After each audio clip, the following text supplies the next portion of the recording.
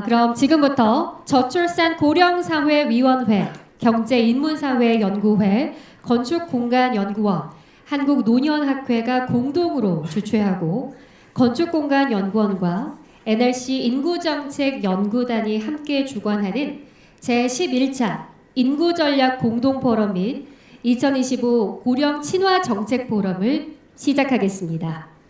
여러분 안녕하십니까? 저는 오늘 포럼의 진행을 맡은 아나운서 박혜수입니다. 2024년 이제 우리 사회도 초고령 사회로 진입을 했습니다. 이에 따라서 다양한 복지와 또 주거, 의료 돌봄에 대한 수요가 증가하고 있는데요. 이를 지속 가능하게 하기 위해서 여러 부처와 또 지자체, 산업계 간의 협력과 또 정책화가 그 어느 때보다 중요한 시점입니다. 그래서 오늘 이 자리는 고령자의 생활 자립과 돌봄 최적화 등을 지원하는 기술 기반 사업인 에이지테크 산업과 고령자의 사회 내 지속 거주, 또 주거 공간에 대한 미래 정책 방향을 다각적으로 논의하기 위해 마련됐습니다. 오늘 포럼을 통해서 여기 모이신 모든 전문가분들과 이해 관계자분들 그리고 정책 실무자분들께서 함께 에이지테크의 정책적, 공간적인 활용 가능성을 공유하는 의미 있는 자리가 되길 바랍니다.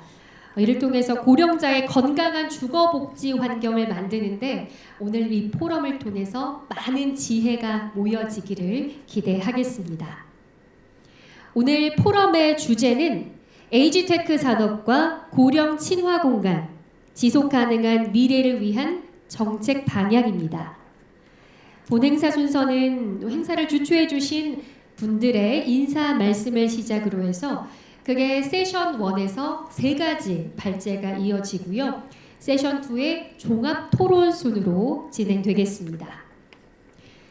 자, 그럼 본격적으로 제11차 인구전략 공동포럼 및 2025 고령 친화 정책 포럼을 시작하겠습니다. 이번 행사를 주최해 주신 분들을 한 분씩 소개해 드리겠습니다. 자, 먼저 건축공간연구원 박환용 원장님 참석하셨습니다. 환영의 박수 부탁드립니다. 이어서 한국노년학회 이윤환 회장님 자리 빛내주셨습니다. 네, 저출산 고령사회위원회 주형환 부위원장님께서는 오늘 부득이하게 참석을 못하신 관계로 저출산 고령사회위원회 고형우 고령사회정책국장님 자리하셨습니다. 환영의 박수 부탁드립니다. 네, 경제인문사회연구회 신동천 이사장님을 대신해서 경제인문사회연구회 윤두석 연구지원본부장님 참석하셨습니다.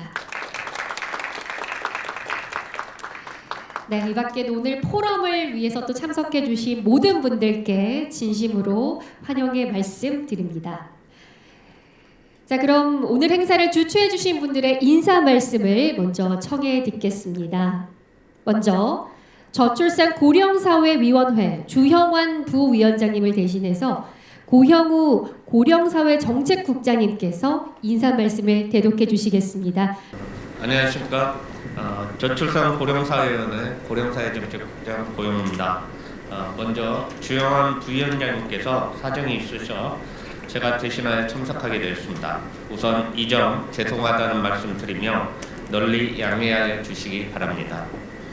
제11차 인구전략 포럼 및 2025 고령친화 정책 포럼에 귀중한 시간을 내어 자리해 주신 참석자분들께 환영의 인사를 전합니다. 또한 오늘 포럼을 준비하고 지원해 주신 경제인문사회연구회 신동천 이사장님, 건축공간연구원 이영범 원장님, 한국노년학회 이윤환 학회장님께 감사의 인사를 드립니다. 아울러 바쁘신 일정에도 발제와 토론을 맡아주신 발제자 및 토론자분들과 토론의 좌장을 맡아주실 최문정 교수님께도 감사의 인사를 드립니다. 모두가 잘 알고 계시듯이 우리나라는 작년 12월에 65세 이상 인구가 전체 인구의 20%를 넘는 초고령 사회에 진입하였습니다. 이 같은 사회구조 변화는 단순히 노년층의 증가만을 의미하지 않습니다. 사회구조 전반에 걸쳐 정책적, 기술적, 산업적 대응이 강력히 요구되는 거대한 전환점이 시작되었음을 의미합니다. 특히 기술 수용성과 대활동 욕구가 높은 2차 베이비붐 세대의 고령층 진입이 앞으로 본격화되면 고령자의 사회 참여, 주거환경, 건강관리 등 다양한 측면에서 새로운 접근이 반드시 필요합니다. 바로 이 지점에서 에이지테크가 중요한 의미를 가집니다. 에이지테크는 고령자의 삶의 질을 향상시키기 위한 기술을 뜻합니다. 이는 단순히 고령자를 위한 보조기기나 돌봄 기술을 넘어 의료, 건강관리, 주거, 이동성, 사회적 연결, 정보 접근 등 모든 영역에서 혁신적인 해법을 제시할 수 있는 영역입니다.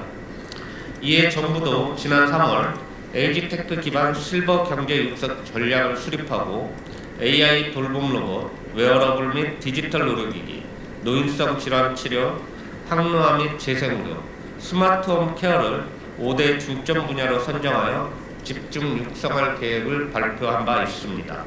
이러한 관점에서 오늘 포럼은 매우 중요한 시사점을 갖습니다. 오늘 포럼에서는 에이지텍 산업 동향과 대응 방향, 에이지텍 로보틱스 기술 현황과 발전 방향, 그리고 에이지텍 기반 고령자 주거 실증 모델과 공간 전략이 논의될 예정입니다. 에이지테크는 고령자를 위한 기술을 넘어 우리 삶 전반을 건강하고 안전하며 자립적으로 만들기 위한 핵심 해법입니다. 돌봄 로봇, 웨어러블 의료기기, 항노화 및 재생의료 등이 그 중심에 있습니다. 또한 고령 친화 공간은 이러한 기술이 삶의 현장에서 실질적으로 작동될 수 있도록 유기적으로 연결되는 기반이 되어야 할 것입니다. 아무쪼록 오늘 포럼에서 전문가 여러분의 해안과 통찰을 통해 우리 사회가 나아가야 할 방향을 모색하고 실효성 있는 대안이 도출되기를 기대합니다. 인구 구조 변화는 한 번에 해결할 수 없는 복합적이고 구조적인 문제이며 우리 사회가 직면한 중대한 도전입니다. 하지만 이기가 기회라는 말이 있듯이 에이지테크 기술은 이 도전을 기회로 바꿀 수 있는 강력한 해법이 될 수 있습니다. 이를 위해 우리는 에이지테크 산업을 국가 성장 동력의 한 축으로 삼아 민간이 함께 협력하여 관련 규제 혁신, 기술 개발 등 에이지텍 산업 생태계를 조성하고 사회 전체의 지속 가능성을 높이는 데 힘을 모아야 할 때입니다. 오늘 이 자리가 우리 사회의 미래를 위한 밑그림을 함께 그리는 시간이 되기를 바랍니다. 끝으로 오늘 이 자리를 준비해 주신 관계자 여러분의 노고에 깊이 감사드리며 포럼에 함께 하신 모든 분들께도 뜻깊은 시간이 되시길 바랍니다. 감사합니다.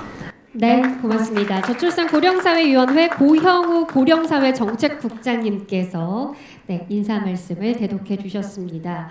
말씀해 주신 것처럼 고령자의 삶의 질을 향상시키는 에이지테크와 관련해서 이에 대해 논의할 오늘 포럼에 대한 의의를 또 잘 짚어주신 것 같습니다. 감사드립니다. 자, 다음으로 경제인문사회연구회 신동천 이사장님을 대신해서 제가 이사장님의 인사 말씀을 대독해 드리겠습니다. 안녕하십니까? 경제인문사회연구회 이사장 신동천입니다.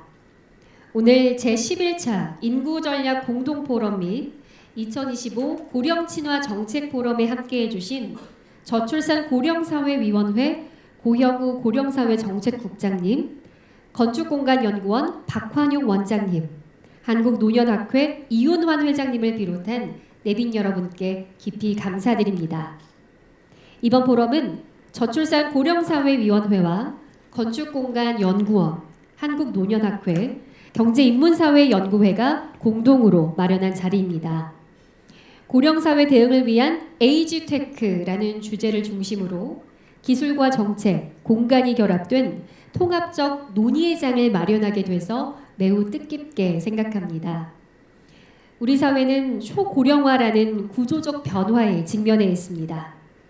이제는 고령자의 삶의 질을 높이고 사회 전체의 지속 가능성을 확보하기 위해 기술을 통한 새로운 돌봄과 주거해법을 모색해야 할 시점입니다. 오늘 발표될 에이지테크의 산업 동향, 로보틱스 기술, 고령자 주거 실증 모델 관련 세 가지 발제는 이런 과제에 대한 현실적인 방향을 제시할 것으로 기대됩니다. 경제인문사회연구회는 인구구조 변화에 대응하는 지식 기반을 강화하고 현장과 연결된 정책 대안을 만들어가기 위해 앞으로도 지속적인 협력과 연구를 진행하겠습니다.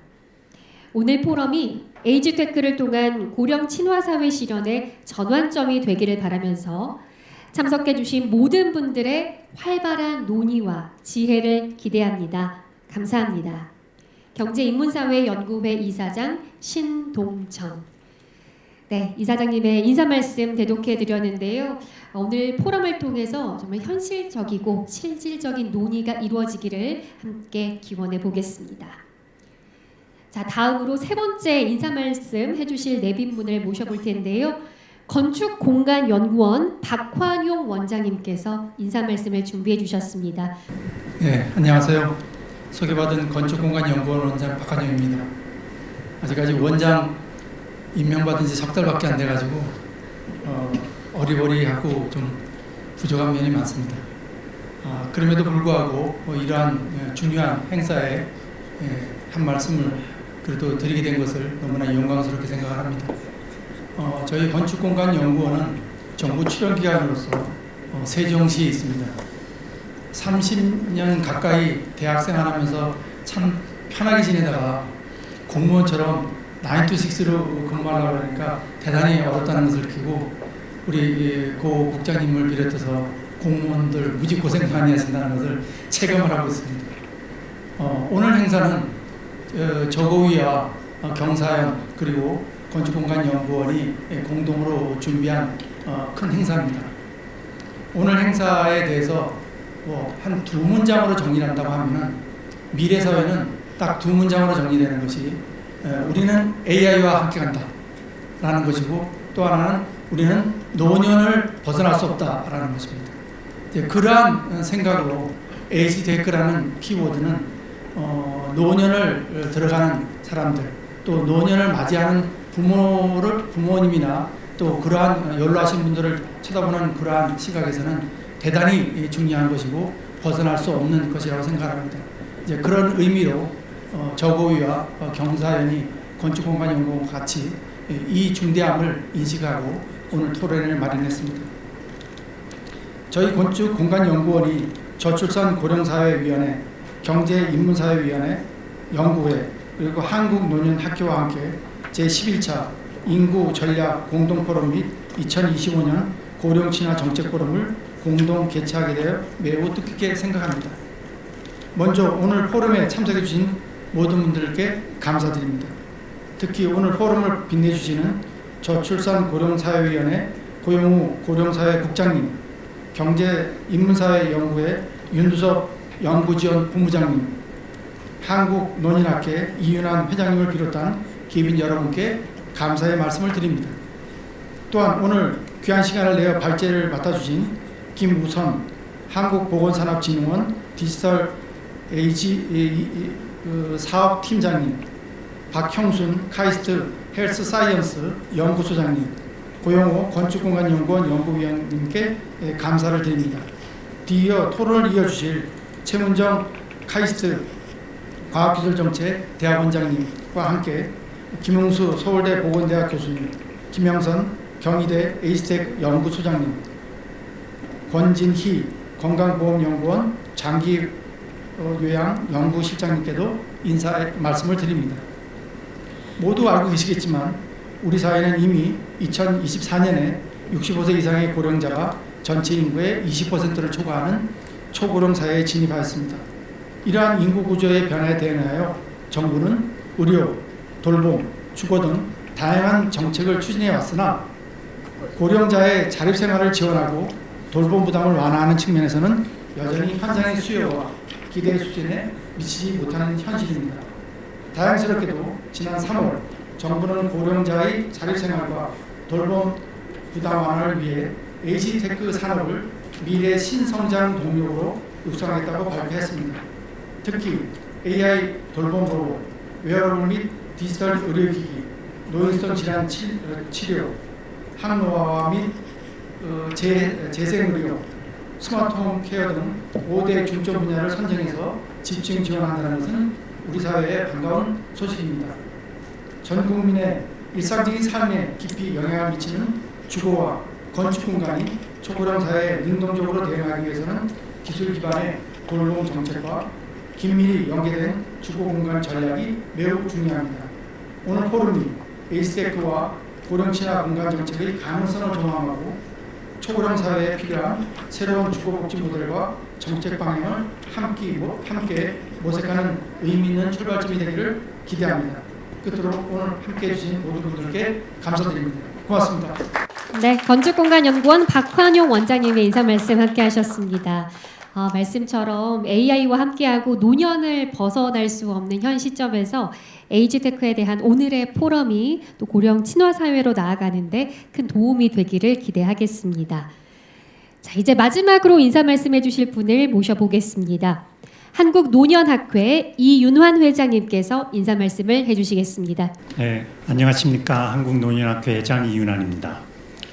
오늘 제11차 인구 전략 공동 포럼 및 2025 고령 친화 정책 포럼에 초대해 주셔서 감사드리고 또 공동 주최하게 된 것을 기쁘게 생각합니다. 특히 에이지테크 산업과 고령 친화 관련해서 지속 가능한 미래를 위한 정책 방향이란 주제는 65세 이상 인구가 1000만 시대인 요즘 굉장히 시의적절한 주제라고 생각합니다. 인구 고령화의 파고는 여러분도 잘 아시다시피 30년 후면 65세 이상 인구가 1,800만 명이 이상이 되면 물론 이 중 80세 이상의 후기 고령자가 800만 명 이상이 됨으로써 고령 인구의 고령화가 급속히 진행될 것으로 예상됩니다. 심지어 90세 이상 인구도 2022년 기준 27만 명에서 30년 후면 200만 명에 이를 것으로 추계됩니다. 소위 장수 유행, 론제비티 에피데믹이란 말이 등장할 정도입니다. 이에 더해서 1차, 2차 베이비붐 세대를 합치면 1650만 명이라는 거대한 에이지 웨이브가 몰려오고 있습니다. 현재 노년층의 모습도 크게 변하고 있는데요. 특징적으로 이전 세대에 비해서 소득 및 교육 수준이 높은 신노년층이 등장하고 있습니다. 고령층의 건강 상태 또한 향상된 경향을 보이는데 2023년 노인 실태 조사에 의하면 스스로 노인이라 생각하는 연령은 71.6세, 그리고 건강 수명은 73세로 점차 증가하는 추세입니다. 가치관과 사회상의 변화도 주목할 만한데 재산 상속에 대해 자신 및 배우자를 위해 사용하겠다 비율이 24.2%로 큰 폭으로 상승했습니다. 한편 1인 가구는 32.8%로 증가하였으며 디지털 전환 현상으로 스마트폰 보유율이 77%에 이릅니다. 그러나 주거하는 주택에 만족하는 편은 3년 전에 비해 70%로 감소한 그런 또 통계가 있습니다. 이러한 추세는 소외 집단에서 주류 집단으로 변모하는 신노년층의 등장을 알리며 의료, 돌봄, 주거, 복지에 대한 욕구가 변화하고 있다는 사실을 보여줍니다. 산업연구원 2024년 자료에 의하면 2030년이면 우리나라의 50대 이상 인구가 전체 인구의 반을 차지하고 소비 지출 규모가 1217조 원에 이르게 되어서 전체 소비의 60%를 차지할 것으로 보입니다. 이에 따라 노인 주거, 건강, 의료, 장기 요양 등 다양한 서비스의 확대가 요구될 것입니다. 이미 고령 인구 증가와 함께 돌봄 제공 인력 부족으로 에이지테크 산업에 대한 수요가 확대되어 새로운 국가 성장 동력으로 주목받고 있습니다. 경희대 에이지테크 융합센터에 따르면 국내 고령 친화 산업 규모는 2020년 72조 원에서 2030년에 271조 원으로 늘어날 것으로 예상됩니다. 돌봄 경제가 장수 경제와 함께 키워드로 대두되고 있습니다. 한 가지 주목할 점은 현재와 미래 노년 인구는 산업화 세대와 386 세대 등 일제강점기, 한국전쟁, 민주화운동 등 굵직한 역사적 변혁기를 거친 역동적인 삶의 주역들이 포함되어 있다는 것입니다.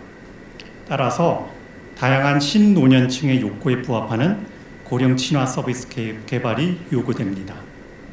AI, 로봇, 디지털 헬스케어, 스마트홈 등 첨단 기술은 맞춤식 의료 돌봄, 주거 서비스를 제공하는 데 기여할 것으로 예상됩니다. 이제는 에이지테크 기반의 장수 경제 육성을 위한 실천적인 전략이 필요한 시점입니다. 이를 위해 정부의 여러 가지 정책 과제 수행을 위한 실제 예산 반영과 정부 내 거버넌스가 확립되어야 할 것입니다. 오늘 포럼을 통해 지속 가능한 고령 친화 산업과 주거 공간에 대한 실천적 방안이 많이 제시되기를 기대합니다. 이를 통해 초고령 사회의 새로운 도약의 전기가 마련되기를 바랍니다. 감사합니다. 네, 한국노년학회 이윤호 회장님의 인사 말씀 감사히 잘 들었습니다. 말씀처럼 신노년층에 부합하는 새로운 또 정책이 필요한 시점에서 오늘 포럼이 더욱 큰 역할을 하게 될 것 같습니다. 자, 그럼 이제 본격적으로 저희 제11회 인구전략 공동포럼 및 2025 고령 친화정책 포럼을 진행하겠습니다. 자, 이어서 두 번째 발제를 만나보겠습니다. 초고령화 시대를 극복하는 AI 로봇 기반 건강 노화 사회 구현 기술이라는 주제로 발제를 준비해 주셨는데요. 카이스트 헬스 사이언스 연구소장이신 박형순 교수님께서 발제 준비해 주셨습니다. 안녕하세요. 저는 기계공학 전공자고 원래 로봇을 전공을 했었습니다. 학생 때. 그러다가 그 로봇을 어디다가 좀 의미 있게 쓸 수 있을까를 연구를 하다가 이제 뭐 로봇을 요즘 많이 아시는 웨어러블 로봇이나 뭐 이런 다른 그 헬스케어 로봇을 개발을 많이 했고요. 그런데 제가 그런 연구를 시작한 건 20년 전이었습니다. 그래서 지금 이렇게 고령화 사회가 진행되기 전이라서 이렇게까지 관심이 많을 줄은 모르고 시작을 했는데 지금 제가 맡은 게 헬스 사이언스 연구소라고 로봇하고 그 워딩이 같지가 않은데 헬스 사이언스 그 카이스트의 그 연구원이 있는데 거기 원장님이 75세 넘으셨는데 저보고 이제 이걸 꼭 해라. 헬스 사이언스 연구소를 맡아서 카이스트 내에 700명 이상의 교수님들이 있는데 이 에이지테크에 관련된 것들을 조사를 해서 좀 체계화 시켜보자 뭐 이런 취지로 준비를 하다가 마침 이렇게 기회가 돼서 발표를 하러 오게 됐습니다. 뭐 앞에서 다 말씀하셨기 때문에 생략하도록 하겠지만 골자만 말씀드리면 우리나라는 초고속으로 고령화가 진행되고 있고 그렇기 때문에 뭐 환자 수들도 많이 늘어나고 그거에 따르는 그 복지 예산이 또 의료 비용이 많이 소모가 됩니다. 또 저는 65세의 은퇴로 알고 있는데 사실 그게 진짜 그럴지 모르겠습니다. 또 이게 앞에 말씀하신 거 보니까 은퇴를 안 시켜주고 계속 일을 해야 될지 그게 좋은 건지 나쁜 건지 잘 모르겠는데 현재 마음은 좀 빨리 쉬고 싶다는 생각인데 더 일해야 될 수도 있을 것 같고 그래서 건강한 상태의 노인들이 많아져서 또 사회에 노동을 제공할 수 있는 그런 시대가 될 것 같습니다. 그래서 건강을 유지하는 것도 굉장히 중요한 게 되겠고요. 그래서 저희가 고령화의 단계에 따른 돌봄 기술을 이렇게 본다면 분류를 해본다면 그 노쇠 단계를 보니까 9단계로 나뉘더라고요. 그래서 첫 번째 단계 1단계는 건강한 노인입니다. 그냥 젊은 사람하고 같다고 보시면 돼요. 그런데 내 건강을 더 오래도록 유지하기 위해서 그런 내가 어떻게 하면은 이 건강한 신체, 근육량이 줄 텐데 어떻게 하면 더 건강한 신체를 유지할 수 있을까? 아니면 멘탈, 정신 건강도 어떻게 더 건강 유지할 수 있을까는 관심 많은 수요층이 되겠고요. 그러다가 이제 모든 사람이 다 이제 노쇠가 일어나서 터미널 일리스가 9단계인데 마지막 이제 돌아가시기 전 단계입니다. 그 중간 단계들이 많이 있는데 거기서는 이제 최대한 오랫동안 독립적으로 내 생활 공간에서 독립적으로 살고 싶은 그런 욕구가 있습니다. 그래서 그런 욕구들을 만족시키기 위한 세 가지로 이렇게 기술을 분류를 했습니다. 첫 번째는 건강한 고령자들을 위한 기술, 두 번째는 독립적인 생활 보조, 아까 앞서서 에이징 인 플레이스를 말씀하셨는데 그런 기술이 되겠고, 세 번째는 이제 요양병원이나 요양원 같은 데서 적극적인 돌봄이 필요한 계층, 이렇게 해서 기술을 세 가지로 구분을 했고요. 그래서 그 현재 많이들 아실 겁니다. 그 이런 AI 기술이 굉장히 요즘 유망해졌죠. 챗GPT도 우리가 이제 뭐 거의 모든 사람이 사용하고 있고, 그다음에 로봇도 굉장히 저희 생활에 많이 들어와 있습니다. 그래서 이런 생체 신호 측정을 기반으로 이 사람의 상태를, 노인의 상태를 실시간 모니터링 할 수 있고, 그러면 뭐 웨어러블 디지털 의료기기, 그다음에 노인성 질환도 진단할 수 있고, 그거에 따라서 스마트 홈케어, 또 항노화 재생의료, 이런 원격의료, 이런 서비스들이 다 이어질 수가 있습니다. 그래서 저희들이 생각하고 있는 그 카이스트 내에서 생각하고 있는 두 가지 연구의 방향은 청노화 초융합 헬스 사이언스 연구센터, 아까 노세당 그룹 1에 해당하는 부분이고요. 또 그 두 번째로는 인간 친화 그 자율 로보틱스 센터라고 해서 좀 적극적인 돌봄이 필요한, 그 로봇의 도움이 필요한 그런 기술들로 분류를 해봤고요. 저희 학교 내에 700명 이상의 교수님들이 계시는데 각자 연구하는 분야들이 다르고 저도 그 700명이 다 누군지 모릅니다. 근데 그 분들 중에 이제 연구 분야들을 발췌를 해보니까 굉장히 다양한 분야가 있고요. 이 그래프에서 지금 잘 보이실지 모르겠지만 가로축은 이제 작은 거부터 큰, 그러니까 사이즈, 그러니까 세포 연구를 하시는 분들은 미시적인 연구를 하시는 거고, 저같이 로봇을 만드는 사람은 거시적인 연구를 하는 사람이 되겠습니다. 그다음에 세로축은 진단 예방에 관련된 연구를 하신 분들이 있고, 치료, 적극적인 치료에 대한 연구를 하시는 분들이 있습니다. 그래서 보시면 굉장히 다양한 분야의 의학, 공학, 자연과학에 걸쳐서 많은 이제 연구들이 있는데, 이런 연구들이 다 헬스케어에 관련된 연구들인데 파편화되어 있습니다. 그래서 이것이 그 고령자를 위한 헬스케어 기술로 승화가 되려면 어떻게 돼야 될 것인가, 이제 그거에 대해서 좀 말씀을 드리겠습니다. 먼저 1단계에 해당하는 분들, 내 건강 상태를 오래도록 유지하고 싶은 분들의 경우에는 이런 다양한 센서들을 일상생활 중에 착용할 수 있습니다. 저도 지금 이 스마트 링을 착용하고 있고요. 스마트 워치를 착용하신 분들 여기 많을 텐데 내가 잠을 얼마나 잘 자는지 모니터링을 해주기도 하고 많이 도움이 되고 있습니다. 그거를 넘어서서 더 다양한 센서들이 현재 가능합니다. 센서 기술도 개발하신 분들이 있어서, 예를 들면 이렇게 뭐 운동복을 입고선 운동을 할 때 모든 사람의 골격 구조가 다른데 근육량도 다르고요. 그 각각에 맞추어서 맞춤형 운동을, 피트니스를 제공할 수 있는 그런 기술도 가능히 해집니다. 그런 거 하나의 예가 될 테고요. 그래서 또 하나로는 이제 그 저희 학교에 뇌 영상을 기반으로 뇌 나이를 측정해주는 그런 기술을 개발하신 분들도 있고, 이거는 치매를 예방하는 데 활용될 수 있고, 그다음 그 뇌신경 소자를 인터페이싱해서 뇌 기계 인터페이스를 통해서 적극적으로 뒤에 나오는 그 로봇들에 연결시킬 수 있는, 지금 뭐 미국에서는 뉴럴링크라는 회사에서 이런 연구들을 많이 하고 있죠. 재생의학에 관련된 기술들도 많은데, 이 세포를, 재생의학은 기본적으로 세포를 건강하게 영노화를 향해서 하는 것이고, 이것을 위해서 살아있는 세포들을 모니터링할 수 있는 그런 기술들, 광학 기술이죠. 이 모니터링하기 위해서 본 세포들의 이미지를 가지고 여러 가지 분석을 AI를 통해서 해주는 기술. 그다음에 좀 더 사이즈가 큰 피부 부착형 센서들을 이용해서 PPG도 재고, 그다음에 근전도도 재고, 그다음 움직임도 재고, 그런 것들을 측정을 함으로써 여러 가지 피드백을 해줄 수 있는 그런 기술이 되겠습니다. 그다음 에이징 인 플레이스를 위해서는 로봇들이 많이 필요로 할 것 같습니다.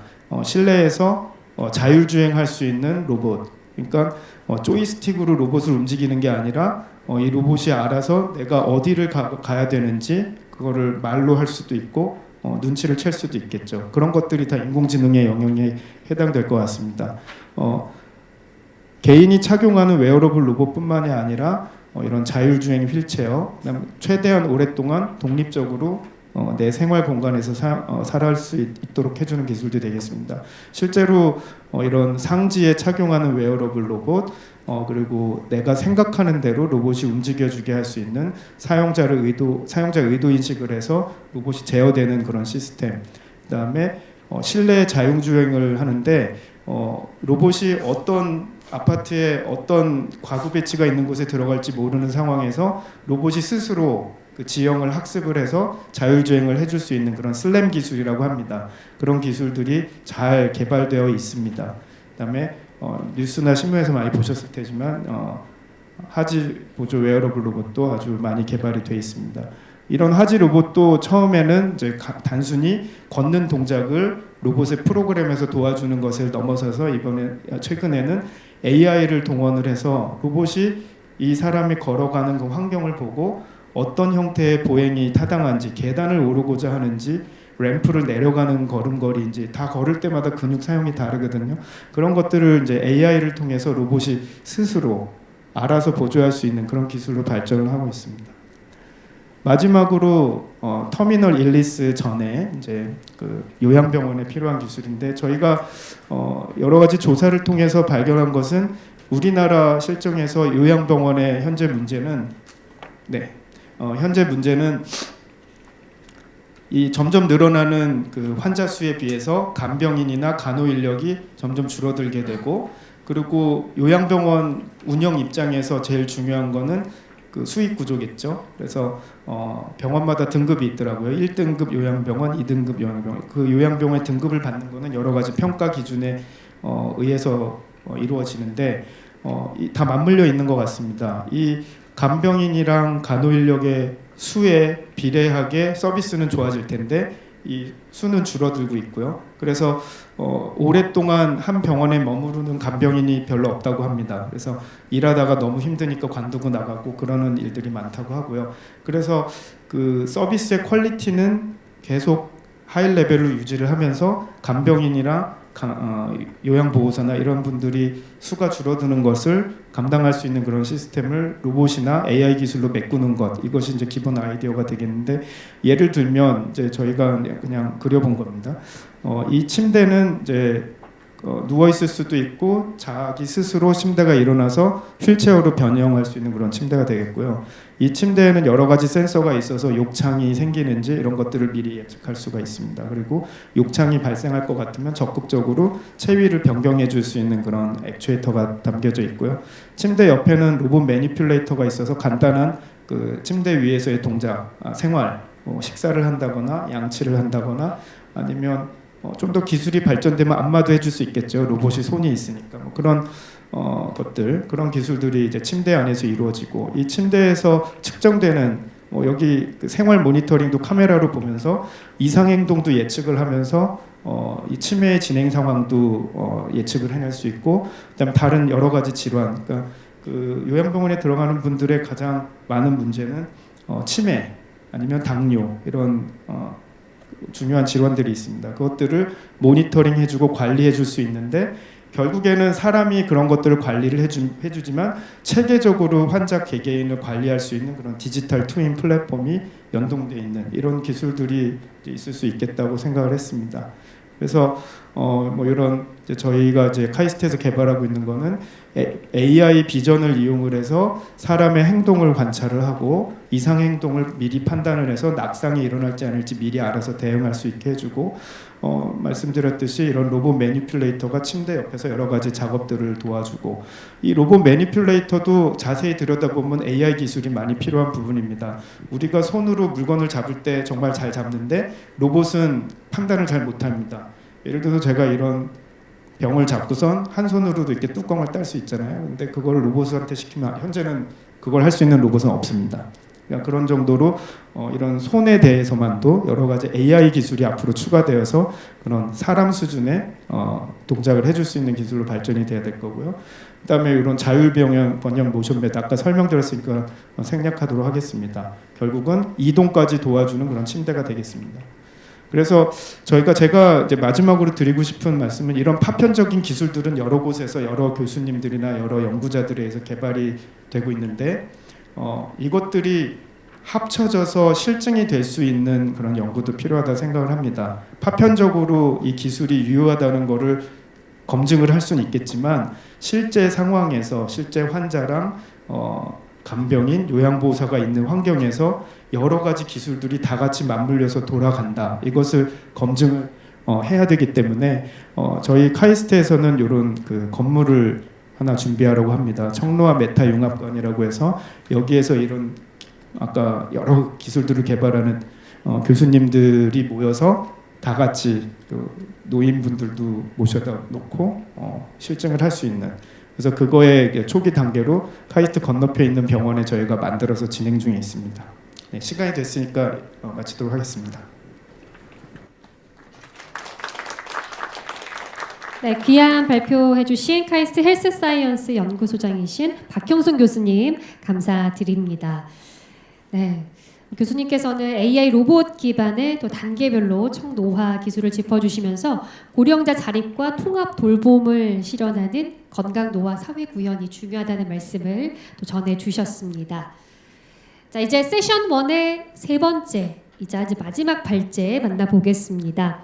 에이지 테크 기반 고령자 주거 실증 모델과 공간 적용 전략을 주제로 건축공간연구원 공간 AI 빅데이터 본부 고영호 연구위원님께서 발표를 준비해 주셨습니다.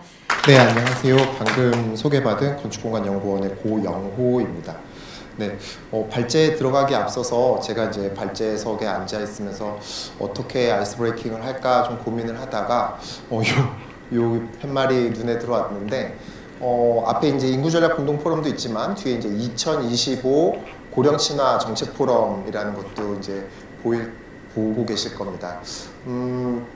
사실 이제 저희 연구원에 고령 사회 대응에서 건축과 도시 공간에 대한 정책 연구를 다년간 좀 수행해야 된다. 그래서 이제 센터를 아예 설치를 해야 한다라는 것에 대해서 초창기에 이제 제가 같이 좀 고민을 했었던 것이고, 결국에는 핵심은 모든 정부 관련되어 있는 정부 부처와 그 다음에 전문가들이 협업하는 것이 굉장히 중요하겠다라고 해서 그런 의미에서 특정 부처 혹은 부서와 이렇게 연계를 하기보다는 어떤 큰 우산의 역할을 할 저출산 고령사회위원회, 그다음에 경제인문사회연구회가 좀 함께하면 좋겠다 해가지고 2020년부터 시작했던 이 포럼이 어느새 이제 25년째 6번째 포럼까지 오고 있는 것 같습니다. 그래서 굉장히 좀 뜻깊은 자리인 것 같고, 또 거기서 오늘 이 자리를 준비하시는데 얼마나 많은 고생을 하셨을지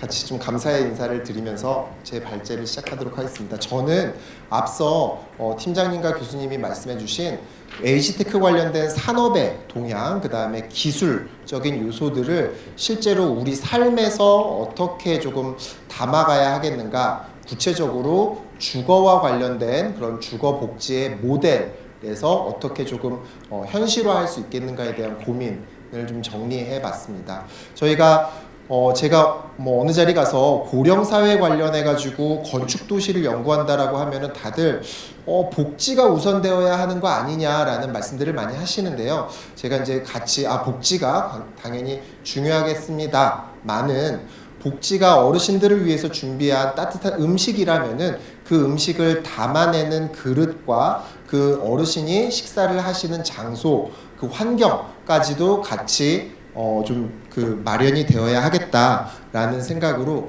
복지와 이런 물리 환경이 같이 마련되어야 한다라는 것을 좀 강조를 하고 있습니다. 그래서 오늘 발제는 에이지테크 기반 고령자 주거 실증 모델과 공간 적용 전략으로 하였습니다. 앞에 서론 부분은 우리나라 어르신들이 얼마나 많아지고 있고 그런 이야기들은 좀 건너뛰도록 하겠습니다. 다만 보시는 것처럼 어르신들이 많아진다라는 것은 어떤 의미를 갖고 있느냐, 노인실태 조사, 복지부에서의 노인실태 조사를 결과를 보면은 어르신들 10분 중에 8분 혹은 9분 정도는 내가 살던 곳에서 계속 나이 들어가고 싶다라는 것을 원하고 계셔요. 그런데 심지어 건강 상태가 악화되는 상황에서는 어떻게 하시겠어요? 라고 여쭤봐도 응답하신 분들 중에 2분 중에 1분 정도는 그래도 내가 살던 집에서 제가의 돌봄을 받으면서 계속 살아가고 싶다. 그리고 나머지 1분은 이제 시설로 옮기겠다라는 이제 답을 하고 계십니다. 그런데 또 동시에 우리가 고민해야 되는 거는 과연 그런 어르신들이 그 집에서 계속 살도록 하는 것만을 우리가 지원하면은 다 되는 것이냐라고 했을 때 또 사회조사에서는 어르신들의 사회적 고립감에 대한 해소랑 어르신들의 사회 참여 지원이 필요하다라고 많이 강조를 하고 있습니다. 이게 조금 어떤 말이냐면은 어르신들이 살던 곳에서 계속 살도록 지원하는 지원과 함께 실제로 그럼 어르신들의 삶에 있어서 가장 중요한 것은 사회적인 관계성, 내가 만나던 사람, 내가 가던 곳, 이런 사회적 관계성이 굉장히 중요하고 그런 사회적 관계성이 깨진다면은 사회적으로 고립감을 느끼고 실제로 어르신들의 정신적, 신체적 노화가 더욱더 가속화된다라는 것입니다. 그런 의미에서 우리나라의 고령자 주거와 관련돼 있는 것들은 지금 잘 하고 있는가 짧게 요약을 해보면은 여기 오른쪽 하단에 보시는 이런 매트릭스 분석으로 좀 대변할 수 있을 것 같습니다. 요거는 21년도에 제가 저고이랑 같이 했던 연구에서도 나온 결과이긴 한데요. 우리나라 어르신들의 건강 상태를 X축으로 놓고 그 다음에 어르신들의 소득을 Y축으로 놓고 봤을 때 어르신들이 건강하면서 소득도 많으신 분들은 지금 소위 말해서 뭐 실버 주택이라든지 이런 데서 사실 수 있습니다. 복지부에서는 또 이거를 이제 노인복지주택이라고 일컫고 있죠. 그 대각선으로 반대편인 어르신이 이제 몸이 안 좋으시면서 저소득이신 상태에서는 아무래도 시설에 들어가실 수밖에 없습니다. 그러면 어르신들이 이런 건강하거나 의존적인 그 중간 상태인 허약 정도에 있는 상태에서 소득이 낮으시면은 복지부에서의 고령자 복지주택이나 이런 데 이제 들어가실 수가 있는데 그러면은 빈칸이 존재하는 게 제가 노란색으로 표기를 해놓은 완전히 건강하지도 않고 완전히 의존적이지도 않으면서 한 중간 단계인 허약 상태에 계시면서 소득이 완전히 저소득이라고 하기에는 좀 뭐하지만 한 중소득 정도는 나는 된다라고 볼 때 허약하면서 중소득, 고소득에 대한 어르신들의 가실 곳에 대한 복지의 주거복지의 사각지대가 있다라고 할 수 있을 것 같습니다. 동시에 우리나라 어르신들의 또 이 자리가 이제 에이지테크에 대해서 같이 연계에 대해서 논의를 하는 자리인지라 앞서 발제해 주신 분들의 그 자료에서도 나와 있지만 우리나라 어르신들은 그러면은 그러면은 주택을 그러면은 보유만 갖고만 계시기를 원하시는 것인지 봤더니 실제로 단순한 주택 제공을 넘어서 건강도 챙겨야 되고 안전해야 되고 또 사회에 참여할 수 있으면서 또 이제 평생 교육까지도 많이 바라시는 이런 복합적이면서 굉장히 개인화된 지원을 요구하고 계신다라는 것을 알 수가 있었습니다. 관련해 가지고 그러면 에이지테크의 역할에 대해서 앞서 팀장님께서도 말씀을 해주셨지만 현재 우리나라에서의 3대 핵심 분야로는 고령자 자립생활을 지원하는 기술, 그 다음에 고령자 돌봄을 지원하는 기술, 그 다음에 이러한 기술들을 어르신들이 얼마나 잘 받아들일 수 있겠는지에 대해서 지원하는 시니어테크에 대해 어셉턴스에 대한 이 기술 수용 서비스 요 3대 핵심 분야로 나누고 이렇게 그림으로 나눌 수 있고 실제로 우리나라에서의 이 에이지테크의 전망이 2030년에는 이제 한 6조까지도 증가할 것으로 전망을 하고 있는 상황입니다. 실제 많은 나라의 이제 사례가 있겠지만 이제 제가 미국의 이제 모델을 얘기를 할 것인지라 미국의 아까 팀장님께서 말씀하셨던 민간 차원에 있는 근데 이제 우리나라의 대한노인회가 같은 대등한격이라고 보기에는 조금은 어폐가 있을 수도 있을 것 같아요. 미국의 AARP 미국의 뭐 은퇴자 연합 정도로 해석하면 될 것 같은데 미국의 AARP는 실제로 우리나라의 대한노인회보다도 조금 더 공공의 지원과 정책에 대한 개입이 좀 더 적극적인 그런 기관이기도 합니다. 그 AARP에서 고령 친화, 뭐 주거, 도시 많은 거에 대한 정책 제안을 하고 있지만 작년 24년에는 에이지테크에 대해서 어떤 기술 보고서 그다음에 어떤 것들을 적용할 수 있는지에 대해서 하나의 발간물을 발행하기도 했는데요. 요약하자면은 에이지테크를 통해서 에이징 인 플레이스를 실현할 수 있는 가능성을 증대할 수 있다. 그것에 대해서 섹션별로 좀 정리를 한 사항이기도 합니다. 그리고 이 브리프에서 이야기를 하기를 실제로 미국의 어르신들의 50대 이상의 어르신들은 실질적으로는 한 64% 정도의 어르신들이 실제로 이러한 에이지테크의 기술이 어르신들을 위해서 사실 개발된 건 아니지 않아? 라고 이해를 하고 계신다라는 것이죠. 이러한 것 한계를 극복하기 위해서 미국에서의 에이지테크가 5개의 분야에서 좀 활약을 해야 할 것이다 라고 제시하고 있는 게 소통, 커뮤니케이션, 그리고 참여, 그 다음에 건강, 안전, 그리고 건강, 그 다음에 이제 교육, 그 다음에 가족관과의 어떤 유대감 형성에 대해서 5개의 분야에서 에이지테크가 좀 활약을 해야 할 것이다 라고 제시를 하고 있고, 실제 이 보고서에서는 에이지테크가 활용될 수 있는 하나의 예시로서 아까 교수님께서도 말씀해 주셨지만 이런저런 센서들이 다 부착되어 있는 고령자 주거를 제시를 하기도 합니다.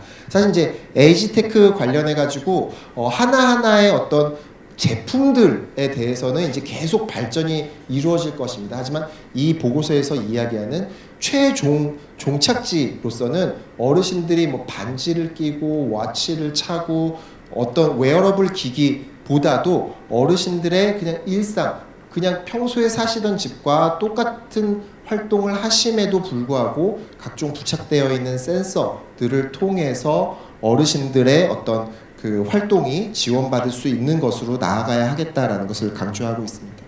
제가 3가지 모델에서의 적용 방안을 조금 정리를 해봤습니다. 첫 번째는 미국 같은 경우에는 이런 공공임대주택, 저소득 어르신들이 많이 사시는 공공임대주택을 그 단지를 지자체가 NORC라고 지정을 합니다. 그리고 해당 지역사회에 개별적으로 공급되던 어르신들의 돌봄 서비스를 하나의 집단화 해가지고 규모의 경제를 형성한 다음에 그 단지별로 어르신들이 필요로 하는 돌봄 서비스를 지원을 합니다. 그것을 Naturally Occurring Retirement Community (NORC라고) 하는데요. 이제 미국의 뉴욕시를 중심으로 많은 사례들이 발견되고 있습니다. 이 NORC에서도 최근에는 아무래도 조금 노후화된 공공임대주택이다 보니까 스마트홈 이제 낙상 감지 센서를 조금 둔다든지 응급 호출배를 설치한다든지 조금 소극적인 에이지테크를 지원을 하고 있고요. 미국의 이제 CCRC 같은 경우에는 아예 처음에 연속적인 자립 허약 의존으로 악화되는 건강 상태를 연속적으로 보호할 수 있는 하나의 단지형 시설을 민간 부동산 개발업자와 그 다음에 의료, 그 다음에 복지 서비스 제공업체, 그 다음에 지자체가 함께 개발을 하는 것입니다. 사실 공공은 개발을 같이 한다라기보다는 민간의 개발 사업 계획에 대한 승인, 그 다음에 부실 운영에 대한 모니터링 정도를 수행하면서 난개발, 그리고 소위 말하는 먹튀를 예방하기 위한 역할을 수행을 하는 거고, 아무래도 고소득 어르신들을 위한 주거돌봄 지원형 단지 개발이다 보니까 적극적인 CCRC의 에이지테크가 도입이 되고 있습니다. 여기 보신 아까 교수님이 착용하고 오신 그 스마트링은 요것과는 좀 다른 것일 텐데요. 이게 실제로 CCRC에 이제 보급되는 스마트링인데, 요거는 이제 적외선 기술을 가지고 요 링을 가지고 각 집 안에 있는 각종 기기들을 이제 리모컨의 역할이 되는 거죠. 그리고 요거 같은 경우는 어르신들은 이제 수시로 아침 저녁으로 혈당 체크와 혈압, 각종 기본적인 바이탈 사인을 체크를 해야 되는데, 어르신들이 가장 많이 접촉하는 기기가 변기라는 것입니다. 그래서 변기에 센서를 부착해서 아침 저녁으로 수시로 변기에 앉을 때마다 어르신들의 바이탈 사인이 제공되는 그런 것들이 있을 수 있겠습니다. 그 다음에 좀 강조하고 싶은 것은 UBRC가 되겠는데요. 그 앞서 말씀드렸던 CCRC가 사실 고소득 어르신만을 위해서 개발된 단지다 보니까 그들만의 리그 혹은 게이티드 커뮤니티라는 이제 사회적 비판을 많이 받아왔었습니다. 근데 이것을 이제 뭐 역사부터 얘기하자면 너무 길지만 그 워싱턴 DC에 소재한 조지타운 대학의 교수님께서 그러면 CCRC를 대학과 연계하자 해서 대학과 연계되어 있는 University Based Retirement Community라고 해서 어느 정도 소득과 건강 상태가 있는 어르신들을 위한 단지형 시설을 짓되 사회 참여와 교류를 허용할 수 있는 대학과의 연계 프로그램을 추가하자라고 해서 이런 UBRC가 미국에서는 현재 굉장히 조금 선풍적인 인기랄까? 네, 그런 연계가 이루어지고 특히 이 UBRC는 어르신들의 평생교육과 이런 사회 참여에 좀 방점을 찍고 있는 바 원격 온라인 교육이라든지 그 다음에 대학이 가지고 있는 대학병원과의 연계 건강관리까지도 에이지테크가 실제로 활용이 되고 있는 상황입니다. 사례 하나 조금 더 구체적으로 들고 왔는데요. 마무리를 부탁한다고 하는데 죄송하지만 1분만 더 쓰겠습니다. 네, 아리조나 스테이트 유니버시티에 있는 미라벨라 UBRC 사례를 가지고 왔습니다. 이게 아까 잠깐 말씀드렸던 조지타운 대학의 앤드류 칼 교수님이 UBRC라는 모델을 처음으로 주창을 하셨는데 그 기관에서 미국에서 계속 그 개발되고 있는 UBRC에 대해서 매년 universityretirementcommunity.com이라는 데서 모든 미국에 존재하는 UBRC에 대해서 레이팅을 하고 평가와 모니터링을 합니다. 근데 미국 최초로 작년에 만점 UBRC가 나왔습니다. 그게 아리조나 스테이트 유니버시티와 연계되어 있는 미라벨라 UBRC인데요. 이 미라벨라 UBRC는 캠퍼스 내 입지, 그 다음에 대학의 협력 정도, 평생학습, 세대교류, 스마트 서비스 5대 분야에서 모두 만점을 기록한 부분이고 구체적으로 스마트홈 헬스케어, 디지털 학습, 그 다음에 기술 지원과 접근성이 뛰어나다라는 사례가 있었습니다. 그래서 언제 기회가 된다면 저희 원장님 모시고 아리조나를 한번 갔다 와도 아리조나에 또 선시티도 있어서 CCRC도 있는지라 사례로 괜찮을 것 같습니다. 뒤에 부분이 중요한데 짧게 말씀드리면은 우리나라는 아파트 중심의 문화가 형성이 되어 있는 바 이런 아파트형의 주거의 특징인 물리적인 집적성과 관리 조직이 있는 바 이것들을 활용한 NORC와 스마트홈 기술 융합형 모델 적용이 가능하겠다. 그리고 도시와는 또 별개로 농촌 지역에서는 주택의 노후화와 생활환경의 불편, 서비스 접근 저하에 대응할 수 있는 농촌형 무장애 주택과 마을형의 복합주거 단지를 개발할 수 있겠다라는 제안을 해볼 수 있겠고 한국형 에이지테크 NORC와 관련해 가지고는 말씀드린 대로 아파트 단지 내의 NORC의 가능성, 그다음에 한국형 에이지테크 CCRC 같은 경우에는 KUBRC를 형성을 하면서 대학의 유휴부지를 활용해서 민관 협력형 공급 모델을 좀 개발해 볼 수도 있겠다. 그래서 제가 드리려는 말씀은 바닥에 있는데 에이지테크 연계하는 고령 친화 주거복지 모델은 단순한 그냥 시니어 단지로 나아갈 게 아니라 세대 통합과 지식 기반 기술 융합을 같이 실현하는 지속 가능한 혁신 생태계의 표준 모델 방안으로서 조금 나아갈 필요가 있겠다라고 하겠고요. 점선면, 건축물, 단지, 도시 단위로 실증을 하나씩 조금 확대해 나가볼 필요가 있겠다라는 내용을 조금 정리를 해봤는데 중요하게 조금 강조하고 싶었던 거는 스마트 시티, 우리나라의 스마트 시티와 그 다음에 고령 친화 도시를 조금 결합하는 방안으로서 건축물, 단지, 도시의 공간 단위별로 에이지테크를 연계해서 어르신들의 일상생활부터 사회참여, 도시활동까지의 전주기를 조금 지원할 수 있는 방안이 있으면 좋겠다라는 것이고 네, 마무리를 하겠습니다. 두 번째, 에이지테크의 진정한 가치는 기술 자체가 아닌 어르신들의 자립과 존업을 이 테크가 어떻게 지원하는가에 달려 있겠다라는 것을 조금 강조하고 싶었고 실제로 베이비붐 세대가 이제는 다 65세 이상으로 넘어가고 있는 상황이고 이제는 2차 베이비붐 세대를 고민하고 있는지라 베이비붐 세대의 특성을 고려한 맞춤형 주거 모델이 단순한 복지 차원을 넘어서 새로운 경제 활력 모델로 조금 발돋움되기를 희망하는 바입니다. 조금 나중에 좀 또 기회가 되고 시간이 된다면 좀 구체적으로 고민했던 방안을 나눌 수 있는 기회가 돼도 좋을 것 같습니다. 감사합니다. 네, 건축공간연구원 고영호 연구위원님께서 귀한 발제해 주셨습니다. 마지막에 말씀해 주신 것처럼 에이지테크가 어르신의 자립과 존엄을 어떻게 지원하는지가 중요하다는 말씀이 인상 깊었습니다. 자, 그럼 지금부터 세션 2 종합 토론을 시작하겠습니다. 자, 그럼 먼저 토론을 이끌어 주실 5분을 소개해 드리겠습니다. 예, 안녕하세요. 카이스트 과학기술정책대학원의 최문정입니다. 오늘 이렇게 뜻깊은 자리에 좌장을 맡아서 영광으로 생각합니다. 오늘 에이지텍 분야에서 가장 활발하게 실제로 연구하시고 그리고 실천하시는 분들 모시고 오늘 토론을 하는데요. 앞서서 그 세 분의 굉장히 다양한 시각에서의 에이지텍 관련돼서 논의를 하였습니다. 그거에 대한 발표에 대한 응답과 함께 그리고 어떤 생각 가지고 계신지 나누도록 하겠습니다. 우선 첫 번째 토론자는 서울대학교 보건대학원의 김홍수 교수님 토론해 주시면 감사하겠습니다.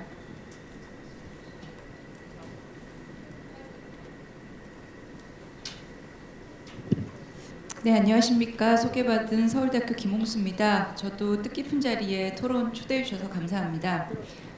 세 분의 발제 잘 들었고요. 짧은 한 8분 정도 시간 안에 어떤 말씀을 나누면 좋을까 생각을 했는데 제 그 발제문에 있는 걸 중심으로 말씀을 드리겠습니다. 첫 번째 주신 발제 자료를 먼저 좀 보면서 첫 번째 생각했던 거는 일단 노인을 위한 에이지테크 산업이 과연 존재하는가 좀 도발적인 첫 줄이라고 생각하실 수도 있는데요. 비약적 에이지텍 수요가 증가하고 있고 또 산업에 대한 이 논의도 너무 적절한 시점인데 사실 이 논의가 없지 않아 왔고 또 실천해 오시거나 연구하는 분들이 많이 있었지만 이번엔 도대체 무엇이 좀 다르고 또 무엇이 달라져야 할까 이런 생각을 토론을 준비하면서 해봤습니다. 여러 가지 생각이 있지만 하나로 좀 한다면 좀 사람 중심의 에이지테크로의 패러다임 대전환이 좀 필요하지 않나라고 생각합니다. 이 단어도 들어보신 단어라 여전히 상투적이다 생각하실 수도 있겠지만 좀 담론을 넘어서 산업 전략으로 좀 이게 실행이 되고 실제로 좀 체감이 될 수 있으면 좋겠고 지금은 그래야 한다 이런 생각을 합니다. 여러 기업들 또 연구들의 결과들이 노인과 가족들 실제 그 수요자들에게 전달이 됐어 왔고 또 지금도 되고 있는데 많은 현장에서는 좀 그게 기대가 실망으로 바뀌는 순간들을 많이들 경험을 하고 있습니다.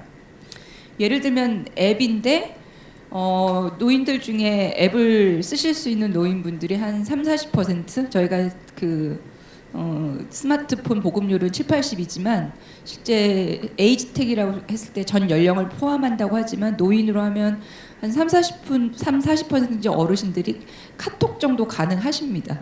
나머지 30-40% 정도는 전화를 받으실 수 있고요. 또 나머지 분들은 전화가 없으시거나 못 쓰시거나 이렇습니다. 한국이. 세대가 변하면 넥스트 제너레이션 다르겠다라고 하실 수 있어서 저도 공감합니다만 지금에 있는 분도 있고 이런 디지털 격차의 문제들을 우리가 좀 더 세심히 보면서 지금 산업이나 또 기술들이 제품화되고 서비스화되나 이런 생각을 할 수 있고요. 로봇 같은 경우도 한국에는 아직은 실용화가 많이 되진 않았습니다만 이제 외국에서 관련된 일본이든 유럽이든 연구자들이랑 교류하면서 많이 하는 거는 일이 2배 이상 는다. 로봇을 끌고 와서 앞에 놓고 또 망가지면 고치고 뒤에서 움직이는 것 사람이 있어서 보안이지만 대체할 수는 현재는 없다. 이런 것들. 그래서 현장에 있는 분들은 고민하는 것들을 해결해 주면 좋겠는데 약간 이 기술의 발전이 한순간에 될 수 없다 보니까 그 중간의 경험 단계에 있으면서 이게 힘들다, 어렵다, 기술로 다 안 된다 이런 목소리들이 계속 나오는 것들을 반복되면 그 실망이 다시 되돌리기가 좀 쉽지 않은 이런 순간들이 있어서 그것들을 아까 제가 처음에 말씀드린 좀 사람 중심의 진짜 고민하는 고민 지점을 좀 우리가 어떻게 핀포인트해서 들어가는 방식으로 이것들이 전환되는 것들이 단순히 그냥 일단 이렇게 만들고 현장에서 쓰겠지 하는 그 부분이 작은 부분이 아니라 오히려 진짜 핵심이다. 이게 에이지텍이니까요. 그런 생각을 좀 해봅니다.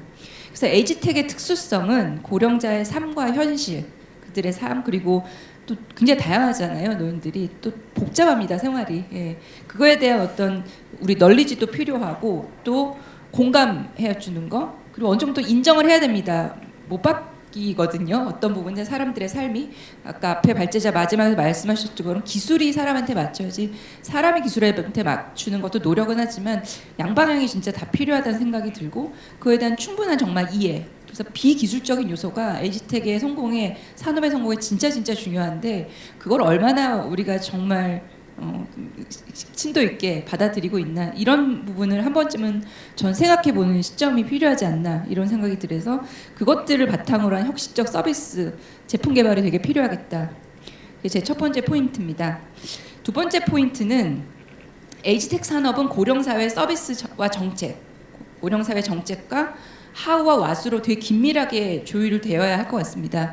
제가 서울대 AI연구원에서 건강 돌봄 AI 센터라는 센터를 운영하고 있습니다. 저희 공대 교수님들, 데이터 사이언스 교수님들 그리고 저 같은 도메인 쪽 보건학자니까요. 같이 있는데 여러 얘기들 할 때 이런 말씀을 하십니다. 왓을 말해달라. 도메인 사람들은 그럼 우리가 하우를 할게라고 말씀 주시거든요. 그래서 그 일리를 생각하면서 이 에이지텍 산업은 기술이잖아요. 그러니까 굉장히 파워풀한 하우를 하실 수 있는데 기존의 왓에 대한 질문들을 고령사회 서비스, 고령사회 정책하는 사람들이 갖고 있거든요. 그래서 이 두 가지가 잘 조율되고 융합될 때 정말 시너지가 나서 폭발할 수 있는 그 지점을 만날 수 있다 이런 생각을 합니다. 그래서 에이지 및 돌봄 에이지텍 분야의 경우 지역사회 거주를 위한 어떤 이런 다양한 AI 로봇 이런 것들이 최근에 에이전트 중심으로 특히 이제 에이지텍 여러 분야가 있지만 제가 주로 하고 있는 건강과 돌봄 분야에서는 AI 로봇 활용한 에이전트 기술 그쪽에 대한 서비스에 대한 글로벌 경쟁이 굉장히 가속화되고 있고 저희도 그쪽에 관심들이 많이 있으신 걸로 알고 있습니다. 그다음에 글로벌 거버넌스 같은 경우에는 글로벌 인스티튜트 오브 AI for 헬스 이게 올해 초 작년 정도에 이제 본격 가동이 될 것 같고요. 시작들을 하고 있고 ITU, WHO, 위포 정도가 이 위포는 지금 인텔렉처 프로퍼티 쪽에 관심이 있는 글로벌 거버넌스 그룹입니다. 그래서 협력하에 구성되고 있고요. 근데 이제 이 논의들을 하면서 핵심적인 거는 이제 이 에이지텍은 다른 어떤 것보다도 상당히 국가별 문화나 정책 제도에 굉장히 민감하고 또 반영되어야만 합니다. 그런 면에서는 테크 기술 자체는 미국, 중국이 앞서 있다라고 하더라도 각 시장과 또 각 국가가 갖고 있는 여러 가지 제도 서비스 정책이 같이 될 때만 성공할 수 있기 때문에 그런 면에서는 하우 팀과 와 팀이 잘 연결이 되면 좋겠다 이런 생각이 듭니다. 그리고 조금 더 이게 하입인가 호프인가 아니면 진짜 난제를 우리가 풀 수 있는가 이런 생각도 좀 해볼 수 있는데요. 산업 전반에 있어서 다양한 스펙트럼이 이제 니즈 기반의 기술로 발굴돼야 된다 이런 말씀을 좀 드리고 싶었고요. 그다음에 다양한 산업들의 다양한 에이지텍 전반이 굉장히 스펙트럼이 넓은데 그런 기업들이 다 들어올 수 있는 좀 열어주면서도 또 한편에서는 정말 정책적이나 시장에서 우선순위를 갖고 있는 파급력이 높은 난제에 대해서 도전할 수 있는 그런 기술들은 또 육성해주는 그런 전주기적 기술 R&D 되게 중요하고 예를 들면 미국 또 한국의 아르파가 그런 건 것 같고 이걸 주도할 수는 아까 김우선 팀장님 같은 쪽에 정말 그 재정적이든 그 펀딩이든 좀 일을 할 수 있게 도움이 되면 그런 거버넌스 되면 되게 좋겠다는 생각이 듭니다. 또 마지막 포인트는 근거 기반 또 현장 기반의 에이지텍 산업 육성 정책이 되게 중요하다고 생각합니다. 그 첫 번째는 기술의 그러니까 테크니컬 퍼포먼스 되게 중요하죠. 근데 두 번째는 유저빌리티하고 워크플로우 퍼포먼스 이게 중요합니다. 그러니까 기술 자체 되게 중요하지만 그걸 넘어서 현장에서 진짜 사람들이 쓸 수 있는지 그리고 사람들 일하는 방식 속에 그게 녹여들 수 있는지 그게 없이는 되게 어렵고 마지막은 그 헬스나 소셜 임팩이겠죠. 진짜 뭔가 아웃컴 변하는지. 그래서 요 3단계의 어떤 산업의 성패는 이 2번, 3번의 성과까지를 같이 보여줄 때만 가능하다는 생각이 듭니다. 그럼 구체적으로 뭘 좀 하면 좋을까 생각했을 때 아마 오전에 이미 시작된 것 같은데 저는 거버넌스 체계가 이제는 본격화돼야 된다고 생각합니다. 아까 말씀 주신 뭐 제도나 인증 평가나 재원이 필요할 것 같고요. 이게 열려 있으면 좋겠습니다. 이제 시작하셨으니 더 많은 관심 있는 분들이 많을 테니 열려 있고 또 하는 것들이 투명하게 소통돼서 큰 어떤 무브먼트를 이루고 있으면 좋겠다 생각했고요. 두 번째는 사람 중심 전략을 다시 한번 말씀드리고 마무리를 하고 싶었습니다. 그래서 고령 친화 서비스, 고령 친화 정책이라는 거대한 어떤 직물에 이 에이지테크라는 염료가 이렇게 스며드는 전략이 되게 중요하다. 이런 식으로 설명드리고 싶었어요. 그 다음에 저희가 2070년에 한국이 극초고령화 사회가 된다고 합니다. 46.4%가 65세 이상이 되거든요. 그래서 이게 에이지텍 산업이 모두를 위한 저희 이윤아 회장님이 최근에 자주 말씀하신 플로리싱 에이징 소사이티를 위한 핵심적인 어떤 전략이 되어야만 하겠다는 생각이 듭니다. 초고령 사회가 진입하는 게 예상되는데 기술이 만능열쇠는 아니지만 기술 혁신 없이는 제한된 자원과 서비스 속에서 소외되는 사회 구성원이 발생할 가능성이 큽니다. 근데 현재 에이지테크를 바라보는 입장들의 한 그룹들은 이게 더 격차를 늘릴 거라고 생각하는데 저는 K-에이지텍은 반드시 이 문제를 해결하는 그래서 K-에이지텍 산업과 고령 친화 공간 기술은 이러한 사회적 격차를 벌리는 게 아니라 해소를 위한 실질적 솔루션으로 발전해 나가서 이 문제에 대한 글로벌 이슈에 반드시 해법을 제시하는 비전을 갖고 발전하기를 기대합니다. 이상입니다. 예, 감사합니다. 김홍수 교수님 토론은 가장 핵심 단어가 인간 중심 에이지텍 그리고 어떻게 보면 극명한 한국의 현실에 대해서 지적을 해주셨고요. 그리고 모두를 위한 에이지텍. 그래서 에이지텍으로 인해서 불평등이 더 증가하는 것이 아니라 모두를 위해서 플로리싱 에이징이 가능할 수 있는 사회를 만들자는 메시지 주셨습니다. 다음은 경희대학교 에이지텍 연구소장인 김영선 교수님 토론해 주실 텐데요. 김영선 교수님은 한국의 에이지텍이라는 단어를 처음으로 도입하고 그리고 센터를 설립해서 기초적인 모든 많은 연구를 해오신 분입니다. 그럼 김영선 교수님 토론 부탁드립니다. 네, 방금 소개받은 경희대학교 에이지테크 연구소장 김영선입니다. 이제 한 10년 정도 이 분야를 연구했는데 8분 안에 말씀드리기에는 너무 짧아서 고뇌를 좀 먼저 말씀드리는 걸로 그렇게 하겠습니다. 기회가 된다면 저희가 하고 있는 연구도 좀 기회가 있을 거라고 생각합니다. 저는 일단 이제 저희 고뇌는 첫 번째는 저는 이제 생태계를 만들어야 된다고 생각했습니다. 그러니까 지금 에이지텍이 오늘처럼 이렇게 정책 단위에서 논의되는 거에 대해서 굉장히 감사하고 또 보람되게 생각합니다. 그래서 저는 이렇게 정책이 도입되기 전에 민간에서 이러한 논의가 성숙되고 있다. 그리고 이것이 우리가 가야 될 방향이다라고 하는 거를 검증하기 위해서 저희는 이제 대학 내에서 생태계를 만들었습니다. 그래서 먼저 교육은 브레인 코리아라고 하는 대학원들 석사 박사 과정들 국가 장학금 주는 게 있는데 저희가 BK21 에이지테크 교육 연구 단장을 맡고 있습니다. 그래서 저희가 7년 동안 약 300명 정도 석박사 과정을 배출할 예정이고요. 그다음 두 번째 연구소 부분인데 연구소는 이제 저희가 기본적으로 돌봄 로봇을 이제 2019년부터 해서 가장 오래 연구를 진행해서 돌봄 로봇 코트 데이터와 그다음에 이제 이 수요에 대한 부분에 대해서 이제 에이지테크 코호트 조사를 10년째 진행을 하고 있습니다. 그리고 이제 저희는 실증에 대한 부분을 이제 아까 김홍수 교수님 말씀 주신 대로 사용자 중심으로 가야 되는 거는 너무나 명확한 목표이기 때문에 그런 측면에서 이제 실증 센터를 운영하면서 리빙랩은 당연히 있고 그걸 실증 센터로 이제 그래서 150 케이스 정도의 실증을 갖고 있고 올해는 저희가 글로벌 실증 차원에서 미국과 태국에서 돌봄 로봇에 대한 실증을 진행할 예정입니다. 그리고 이제 저희는 요양병원 시설 또 학교 경희대 병원에서 86개 기관과 소통하면서 교육에 대한 센터도 같이 운영을 하고 있습니다. 그리고 이제 저희가 이 부분을 그냥 또 학교에서만 연구로만 끝나면 안 되기 때문에 산업과도 소통을 하고 있습니다. 그래서 800개 기업들이 저희 10년 동안 멤버십에 참여하고 계시고 그분들이 이제 기존에는 중소기업 중심이었다면 지금은 앵커 기업으로서 이제 전자나 금융 또 건설사 등의 다양한 규모의 기업들이 와서 같이 소통하고 있습니다. 그래서 저희가 5월 29일 코엑스에서 매년 이제 포럼을 하는데 그때 혹시 관심 있으시면 같이 와주셔서 B2B 네트워킹도 같이 해주시면 좋을 것 같습니다. 그래서 이런 맥락에서 저는 이제 이제 교육 연구 생태계를 만들어 왔는데 이 부분에서 가장 이제 저희가 두 번째로 말씀드리고 싶은 건 교훈입니다. 그러니까 에이지테크는 이름은 바뀌겠지만 앞으로 나아가야 될 메인스트리밍입니다. 니치 마켓이 아니라 이제 메인스트리밍이다. 이거는 이제 맞는데요.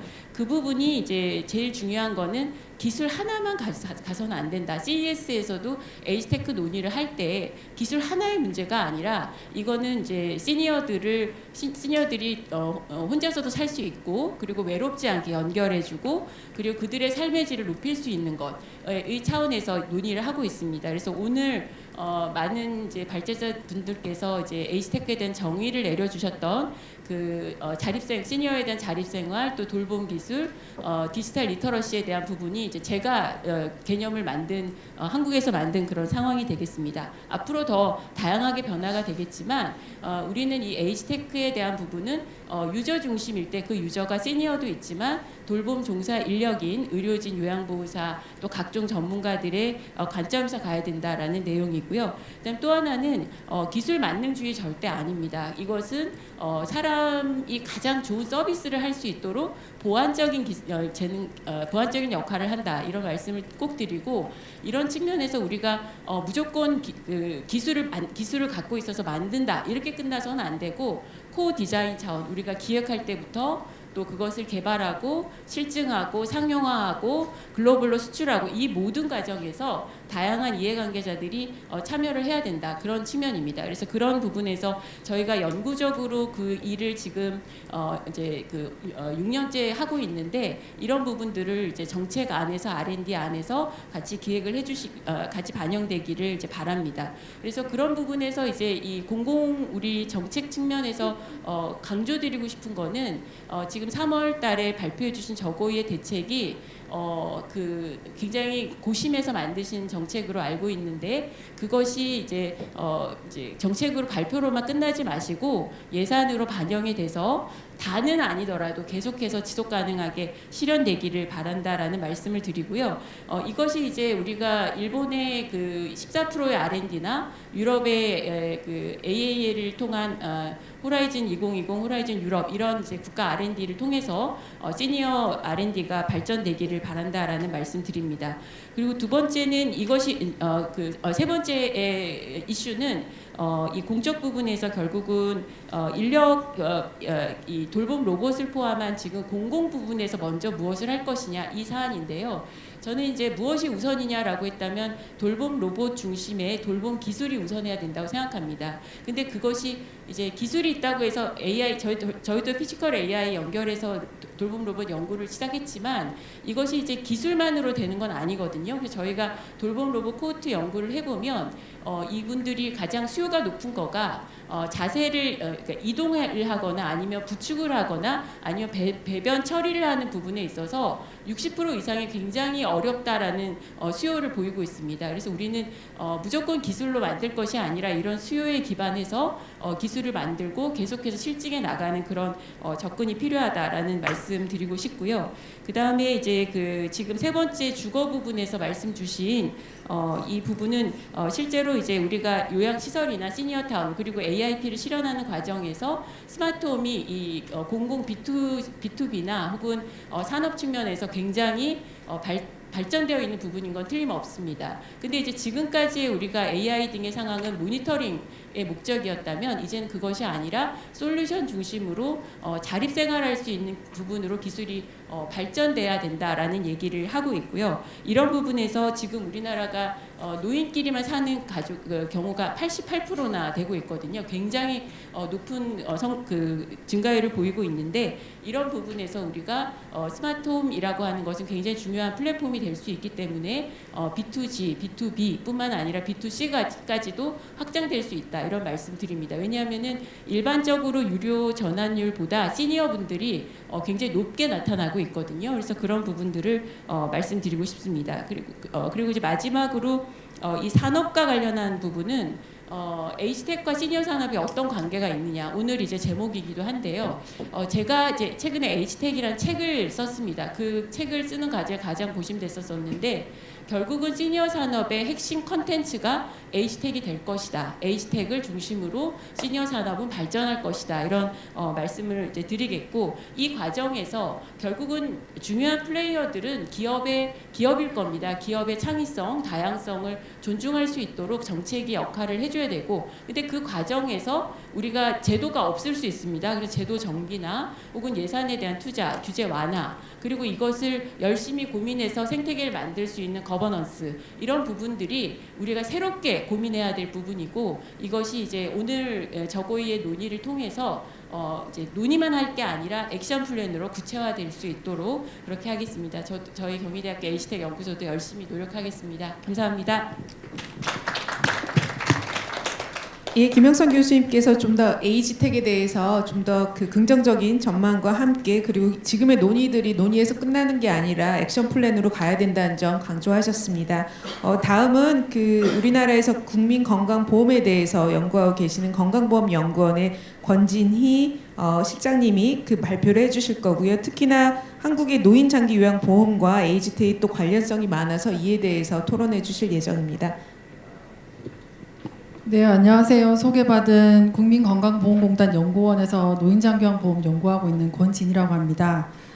오늘 세 분 발표 잘 들었습니다. 세 분 발표 들으면서 공통적인 키워드가 초고령 시대다, 초고령 사회가 왔다 라는 거고, 그 다음에 그 미래의 지속 가능한 정책으로서 이 오늘 키워드인 에이지테크를 어떻게 활용할 것인가에 대해서 세 분이 발표를 해주셨다고 생각이 들었습니다. 오늘 발표로 저도 사실은 에이지테크에 대해서 개념, 범위를 이해하는 데 많은 도움이 되었습니다.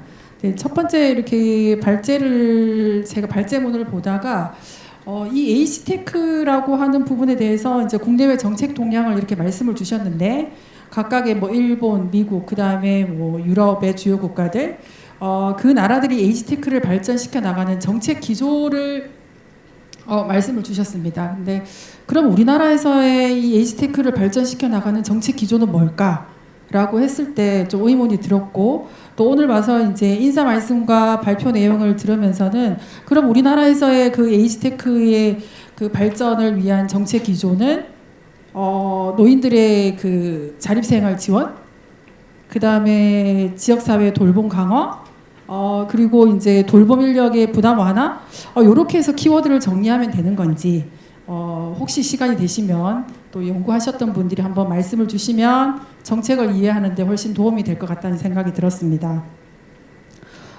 저는 노인장기요양보험을 2007년도부터 이제 연구를 하고 있습니다. 네, 제도는 2008년도에 이제 도입이 되었고 쭉 이렇게 연구를 하고 있는데, 이 노인장기요양보험하고 그러면 이 에이지테크를 어떻게 연결시켜 줄 수 있을까 고민을 했습니다. 근데 저는 복잡한 에이지테크는 잘 모르겠고, 연구를 하면서 현장에 몇 번 다녔을 때, 그다음에 연구를 했을 때 제가 지금 느끼는 것과 에이지테크를 어떻게 연결시키면 될까라는 걸 이제 고민을 한번 해봤는데요. 첫 번째 여러 가지 연구에 있어서도 에이지테크를 연결할 수 있고, 여러 가지 다른 그 정책들과도 연결시킬 수 있는데, 첫 번째, 두 번째라고 해서 첫 번째는 일단 이용자 중심으로 좀 생각을 해봤습니다.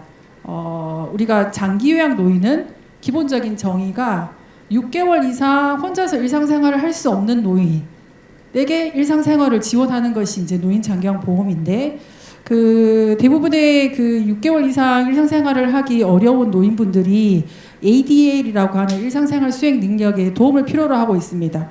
그 중에 하나의 그 지표가 이제 식사하기라고 하는 부분이 있는데, 이 부분은 식사하기에 대해서 어느 정도 적절한 식사 섭취가 결국은 노인분들의 건강 유지에 상당히 중요하기 때문에 저는 요즘 이 부분에 많은 관심을 가지고 있는데, 제가 한 조사에서 보면은 노인요양시설에서 입소자분들이 이제 식사를 할 때 요양보호사들이 도움을 대부분 드리고 있죠. 그렇지만 요양보호사뿐만 아니라 그 시설에 있는 진짜 대부분의 직원들이 총 출동을 한다라고 얘기를 합니다. 왜냐하면 식사를 제대로 하고 그다음에 식사 과정 중에 발생할 수 있는 안전 문제를 미리 방지하기 위해서 모든 직원분들이 다 출동을 해서 이제 지원을 하고 있는데 오늘 두 번째 발표 그 박형순 교수님 발표 내용에서 보시면 손하고 손목에를 보조하는 그 로봇을 있었어요. 웨어러블 로봇이 있었는데 그거를 한번 우리가 어르신분들이 직접 착용을 해서 본인이 식사를 하면 그날 사실은 먼저 먹고 싶은 반찬이 있을 거고 오늘 입에 맞는 반찬이 또 있을 거고 그랬을 때 그 어르신분들이 직접 식사를 하게 되고 그 다음에 그렇게 되었을 때 그리고 이제 본인들이 씹는 그 속도 그 다음에 삼키는 속도 이런 거를 조정을 해서 스스로 식사를 하게 되었을 때는 분명히 식사에 대한 즐거움이 더 높아질 거고 그 다음에 그렇게 됐을 때는 식사량이 더 많아질 거고 또한 돌봄의 부담도 줄어들지 않을까라는 부분이 있어서 그 부분을 우리 제도랑 어떻게 연결을 시킬 수 있을까 라는 게 조금 이제 고민이 되었고 그런 부분은 향후에 좀 같이 풀어갔으면 좋겠습니다. 그 다음에 이제 돌봄 부담인데요. 오늘 또 발표에 몇 번 나왔고 사실은 최근에 고령화 속도가 높은 대부분의 국가들이 가장 관심을 가지고 있고 숙제라고 생각하는 것이 바로 이 돌봄 인력의 확보입니다. 그래서 노인장병보험에서도 인건비를 더 주자 그 다음에 장기 근속을 하면은 수당을 주자 여러 방안들을 이제 검토를 하고 있습니다. 그런데 이제 오늘 이제 봤을 때 이 에이지테크랑 분명히 연결을 시키면 분명히 뭔가 해결이 될 거다. 그리고 초고령 그 사회에서 에이지테크랑 돌봄의 연결고리는 더욱더 강해질 것이다. 라는 생각이 저는 이제 들고 있습니다. 그리고 제가 노인요양시설 현장에 한 번씩 나가는데 그랬을 때 요양시설에 이제 원장님 분들이 한 번씩 말씀을 하세요. 돌봄 인력 구하는 거 힘들어요. 대신에 그 야간에 이렇게 순환하면서 돌아다니는 로봇이 하나 있으면 훨씬 도움이 될 것 같아요. 그래서 그 돌봄 설치하는 부분을 우리 요양보호사 1인 배치 기준이 아니라 그럼 0.5라도 좀 인정해주면 안 될까요? 라는 의견들이 좀 있습니다. 그래서 그런 부분들은 돌봄의 부담 완화와 또한 그 돌봄의 공백을 조금 줄일 수 있지 않을까? 결국은 그 로봇이 다니면서 낙상의 위험을 방지를 이제 센서로 인지를 하고 그 다음에 치매 어르신들이 배회하는 부분들을 우리가 돌봄 스테이션에다가 정보를 연결을 해주면 바로바로 즉각 대처할 수 있어서 우리가 돌봄 부담도 완화시키고 또 결국에는 재정 절감 그 다음에 그 입소자들의 어르신들의 그 삶의 질에도 도움이 되지 않을까라고 해서 이런 부분들까지 좀 연결시킬 수 있지 않을까 생각을 했습니다. 그리고 오늘 이제 에이지테크라고 하는 키워드인데 제가 오늘 발제를 3개를 듣고 쭉 생각했을 때 기술은 진짜 이만큼 와 있는데 제도는 이렇게 딱 틀에 딱 맞춰져 있다는 생각을 많이 하게 되었습니다. 그래서 이렇게 발전되고 있는 이 에이지테크를 조금 더 활용도를 높이기 위해서는 어떻게 하는 게 좋을까? 라고 하는 거를 이제 잠깐 좀 고민을 해봤는데요. 뭐 돈도 중요하고 정책도 중요하고 기술 연구도 중요하고 다 중요하겠지만 한 2가지 정도로 생각을 해봤습니다. 앞에 2분 또 다 말씀을 주셨는데요. 제도 기술을 개발을 하고 기술을 발전시켜 나가는 과정에서 돌봄을 연구하는 내지는 돌봄의 정책을 논하시는 분들이랑 같이 협업을 하는 게 진짜 필요하겠구나 라는 생각이 듣습니다. 그래서 이 돌봄이라고 하는 게 이 에이지테크와 연관시켜서 보면 뭐 지역사회 돌봄도 되고 또 장애 어르신의 돌봄이 되는 것도 있고 또 우리가 장기 요양에서 말하는 그 요양의 돌봄도 되는 거고 그래서 그러면 정책을 그다음에 제도를 연구하는 연구자 내지는 부처와 같이 협업을 해야지만 이게 같이 갈 수 있지 않을까라는 생각이 저는 들었습니다. 그리고 2번째는 계속 반복이 되는 것 같긴 한데 결국은 이용자 중심으로 한다라고 하면 그 이용자가 뭘 원하는지 그 다음에 했을 때 어떤 반응을 일으키는지에 대한 부분이 충분히 고민이 되어야 된다고 생각합니다. 그 이용자는 저는 노인이기도 하고 그 다음에 또한 그 서비스를 제공하는 인력 부분도 같이 포함이 되어야 된다라고 하는 생각이 들었습니다. 그리고 저는 이제 노인 장기 요양 보험을 연구하는 사람인데요. 이 에이지테크라고 하는 부분들을 노인 장기 요양 보험에서 어떻게 포함해서 접목시켜 갈 수 있을까라고 했을 때 사실은 답을 잘 얻지는 못했습니다. 일단은 너무 비쌀 것 같고요. 그다음에 이게 노인 장기요양 보험은 사회보험으로 가고 있는 상황에서 이거를 보험급여로 도입을 할 수 있을까? 그다음에 아니면 기본 시설 설비 장비로 이거를 넣고 할 수 있을까? 그러면 비용은 어떻게 지원하지? 공단이 해야 되나 지자체가 해야 되나? 그러면은 공단이 한다라고 했을 때 그 보상 방식은 어떻게 해야 될지 사실은 많은 고민이 들었습니다. 그래서 앞으로 여기 계시는 분들이랑 같이 좀 고민하고 풀어갔으면 하는 바람입니다. 이상입니다. 예, 감사합니다. 그 마지막 토론은 오늘 이 훌륭한 자리 마련해 주신 그 주최 기관 중에 하나인 저출산 고령사회위원회 고령사회정책국의 고현욱 국장님이 못 오셔서 그리고 신영우 과장님께서 토론해 주시겠습니다. 예, 안녕하십니까. 저출산 고령사회위원회 고령사회 기반과장 신영우라고 합니다. 저희 국장님이 앞에 계시지만 아까 그 개회사를 대독을 하셨기 때문에 제가 부득이하게 토론자로 참석을 하게 됐고요. 예, 뭐 저는 올해 초에 왔는데 하필이면 작년 12월에 우리나라가 공식적으로 초고령 사회가 되면서 굉장히 일이 붙었습니다. 그래서 뭐 기업분들이나 전문가들하고 연초부터 간담회도 많이 하고 덕분에 그 에이지테크 대책도 마련을 할 수 있게 됐고요. 그리고 그 이후에 또 이제 북유럽 3개국 또 이제 순방하는데 따라갈 수 있는 기회도 있었습니다. 그런데 그 북유럽 3개국 가면서 가서 느낀 게 물론 에이지테크 말고도 여러 가지 지역 돌봄 체계나 복지 체계나 이런 것들도 배우러 갔지만 그런 것들은 사실은 이제 국가별로 어떠한 그 특성이 있거든요. 그래서 그런 걸 벤치마킹 할 수 있지만 완전히 협력하거나 도움을 공조할 수는 협력하거나 도입할 수는 없는 상황입니다.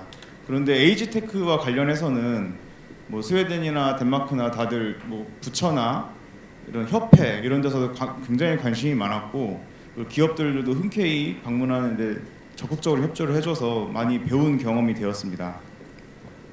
그리고 우리나라하고 조금 비슷한 사례가 이제 거의 싱가포르인데요. 싱가포르도 이제 출산율이 0.9 정도 되고 고령화 지수도 19%대여서 우리나라랑 거의 비슷한 상황이어서 그런지 이제 작년에 부임하신 총리가 이제 그런 연설에서 이제 고령화를 이제 본격적으로 대응하겠다라는 정책화하겠다라는 얘기를 해서 이제 우리가 거기서도 벤치마킹 할 수 있지 않을까 또는 협력할 수 있지 않을까 이런 생각이 들었고요.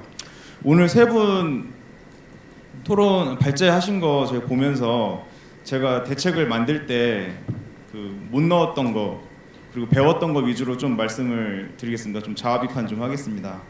첫 번째는 고령 친화 산업법이 한 번도 2006년 이후에 제정된 이후로 개정되지 않았다라는 걸 보고 너무 관심이 없었다.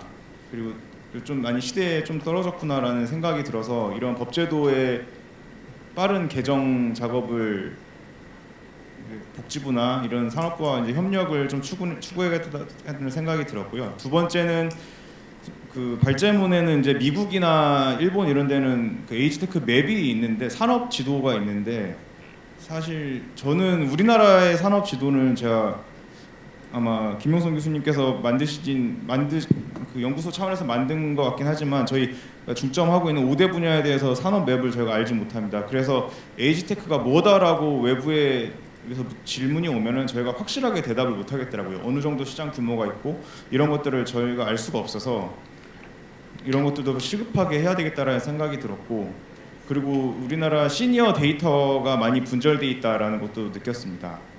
그리고 두 번째로는 오늘 이제 노화 지수나 이런 기술들을 보면서 어느 정도 제가 로드맵의 방향을 좀 체계화시켜야 되겠다는 생각이 들었습니다. 확실히 기술이나 이런 제품은 많은데 이런 것들이 좀 체계적으로 개발되거나 고도화되겠다는 생각이 들었고 특히나 오늘 많은 발제문을 보면서 느낀 거는 확실히 건강층 노인, 그다음에 허약층 노인, 그리고 아픈 노인들이 좀 기술을 좀 다르게 적용할 수도 있겠다라는 생각이 들었습니다. 특히 건강하신 노인들은 이제 바이오나 항노화 중심의 바이오가 이제 많이 필요할 것 같고, 그다음에 그 허약한 노인분들은 이제 근력 보조나 이동 보조 같은 웨어러블 기기가 많이 필요하실 것 같고, 그다음에 아픈 노인분들은 이제 IoT가 주로 활용이 돼야 될 것 같습니다. 그리고 원격 의료나 그다음에 그 집에 계실 때 이제 사고나 이런 거 났을 때 빠르게 대응할 수 있는 센싱 이런 것들이 필요할 것 같고요. 물론 이 세 가지를 아우르는 거는 이제 확실히 글로벌 이슈인 AI를 통해서 좀 발전을 AI가 적용돼서 좀 더 고도화될 수 있도록 해야겠다는 생각이 들었습니다. 그리고 세 번째로는 제가 그 대책에는 막 스마트 경로당이나 뭐 국립재활원 이런 실증 같은 걸 확대하는 거는 넣었지만 제가 실증에 대해서는 많이 부족했다라는 생각이 들었습니다. 그 우리나라 그 발제자분들께서 말씀하신 것 바와 같이 제가에서 에이징 인 플레이스 하고 싶은 분들이 80%가 넘는데 제가 너무 시설 실증에만 집중을 했다는 생각이 들어서 이제 제가 실증이 좀 필요하다는 생각이 들었고, 특히 이제 아파트 우리나라 거주 특성을 봤을 때 아파트와 관련된 좀 실증 사업이 좀 필요하지 않나. 예를 들어서 뭐 주거 수선 급여나 이런 것들이 있는데 그런 것들을 좀 이제 고령자 친화적으로 좀 급여 제도를 개선해야 되는 것도 고민 좀 해봐야 되겠다라는 생각이 들었습니다. 그리고 그 CCRC나 NORC, UBRC 관련해서도 그 저희 사실 부위원장님께서 관심이 있으신 분야에서 저희가 한번 그 지자체별로 한번 만나봤는데, 이게 문제는 그 폐교 부지나 이런 것들을 활용하려고 하다 보니까 오히려 수도권 이런 데서는 너무나도 서울 그 시청의 각 부서에서 너도 나도 활용하고 싶어 하는 반면에 비수도권에서는 너도 나도 활용하지 않으려는 좀 측면을 좀 의견을 좀 들었습니다.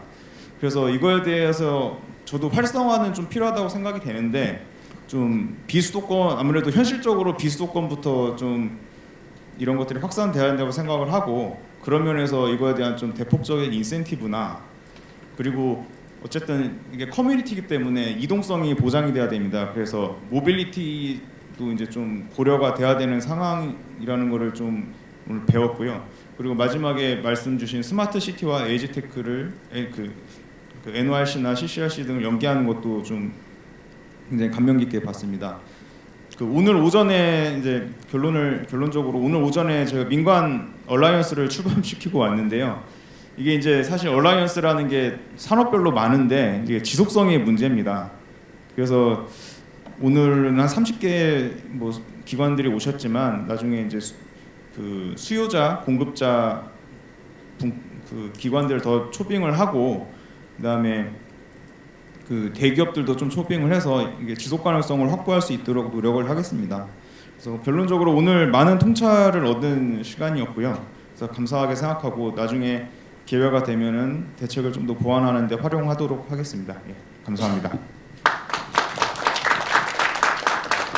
예신여우 과장님 감사합니다. 그 이상으로 네 분의 그 토론을 정리를 하겠고요. 그 제가 짧게 이제 코멘트를 하면 오전에 그 민간 얼라이언스 말씀하신 것처럼 있었는데요. 제가 끝나고 나서 그 한 참여하신 민간 기업계에서 오시더니 그 돌봄롭 중에 한 종을 실제로 개발하고 오랫동안 그 사업을 해오셨는데, 기존에는 대부분 다 정부 그 예산을 통해서 그거를 그 구매하는 분들만 있었는데, 요즘 들어서 정말로 자기 비용을 내서 사는 분이 있대요.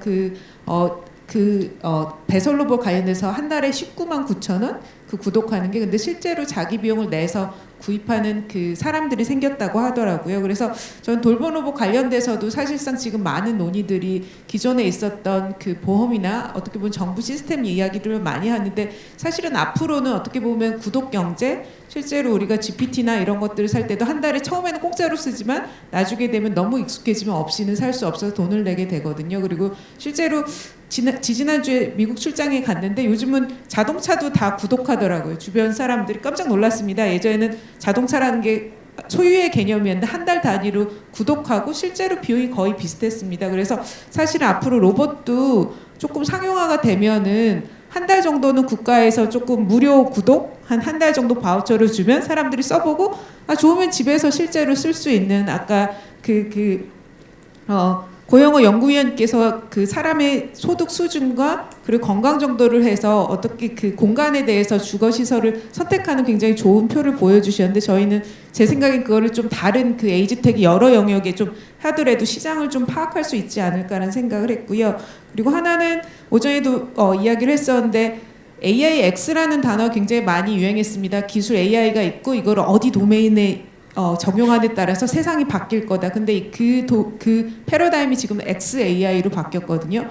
AIX가 더 이상 유효하지 않다. 왜냐하면 도메인이 먼저 하고 그 다음에 AI가 오는 거다라는 이야기가 하고 있어서 아마 여기 토론에 오신 분들은 너무 공감을 하실 거예요. 사실 보건복지 R&D는 굉장히 작고 사실 대부분 다 과기부 R&D에 많이 가는데 과기부 R&D에서 사실은 사회과학을 하거나 이런 정책을 하는 사람들의 역할은 끝단과 밑단만 있습니다. 맨 처음에 배경 설명을 적거나 아니면 유저빌리티 테스트를 하거나. 근데 그래서 사실은 기술은 발달하지 않습니다. 한국 사회에서 굉장히 좋은 기술들이 많은데 실제로 우리가 앞서서 김홍수 교수님 말씀하신 것처럼 현장에서 체감할 수 있는 기술은 없고 이미 다 완성된 기술이 현장에 안 맞는 아주 안 좋은 경험들만 계속 반복해서 하고 있거든요. 근데 그거는 사실은 R&D 구조에 있어서 이제 PI가 어떤 역할을 가느냐가 있어서 그런 부분을 좀 고려를 해주셨으면 좋겠고 저도 그래서 요즘 드는 생각은 어떻게 보면은 이걸 가능하게 하는 건 기업이 아닐까? 기업은 살아남아야 되니까 왓을 생각하고 그리고 어떻게 보면 그거를 처음부터 디자인하는 상태에서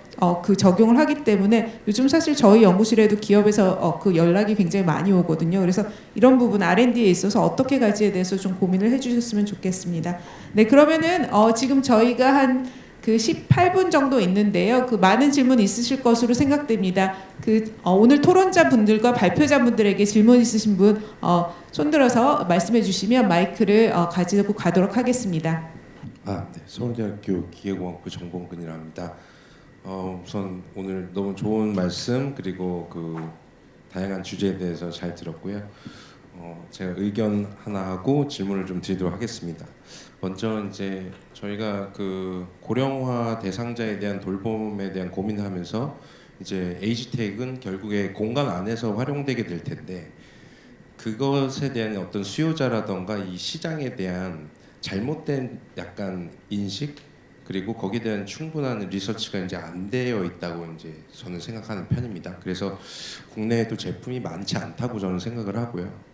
그래서 첫 번째로는 이제 노인이 우리나라는 OECD에서 가장 노인 빈곤율이 높은 나라인데 노인이 뭔가 정부에서 공적 부조로만 나눠주는 제품만 쓴다라는 개념을 좀 벗어나야 될 것 같습니다. 한국의 노인들 중에서 돈을 많이 가지고 있고 가장 구매력이 강한 유저들이 있다라는 부분을 이해한다면 산업도 발달을 시킬 때 유저들이 가장 선호하는 하이텍이 있겠고 그런 기술들을 좀 스케일 다운 해가지고 유니버셜하게 퍼뜨릴 수 있는 이런 제품들이 나와야 될 것 같고요.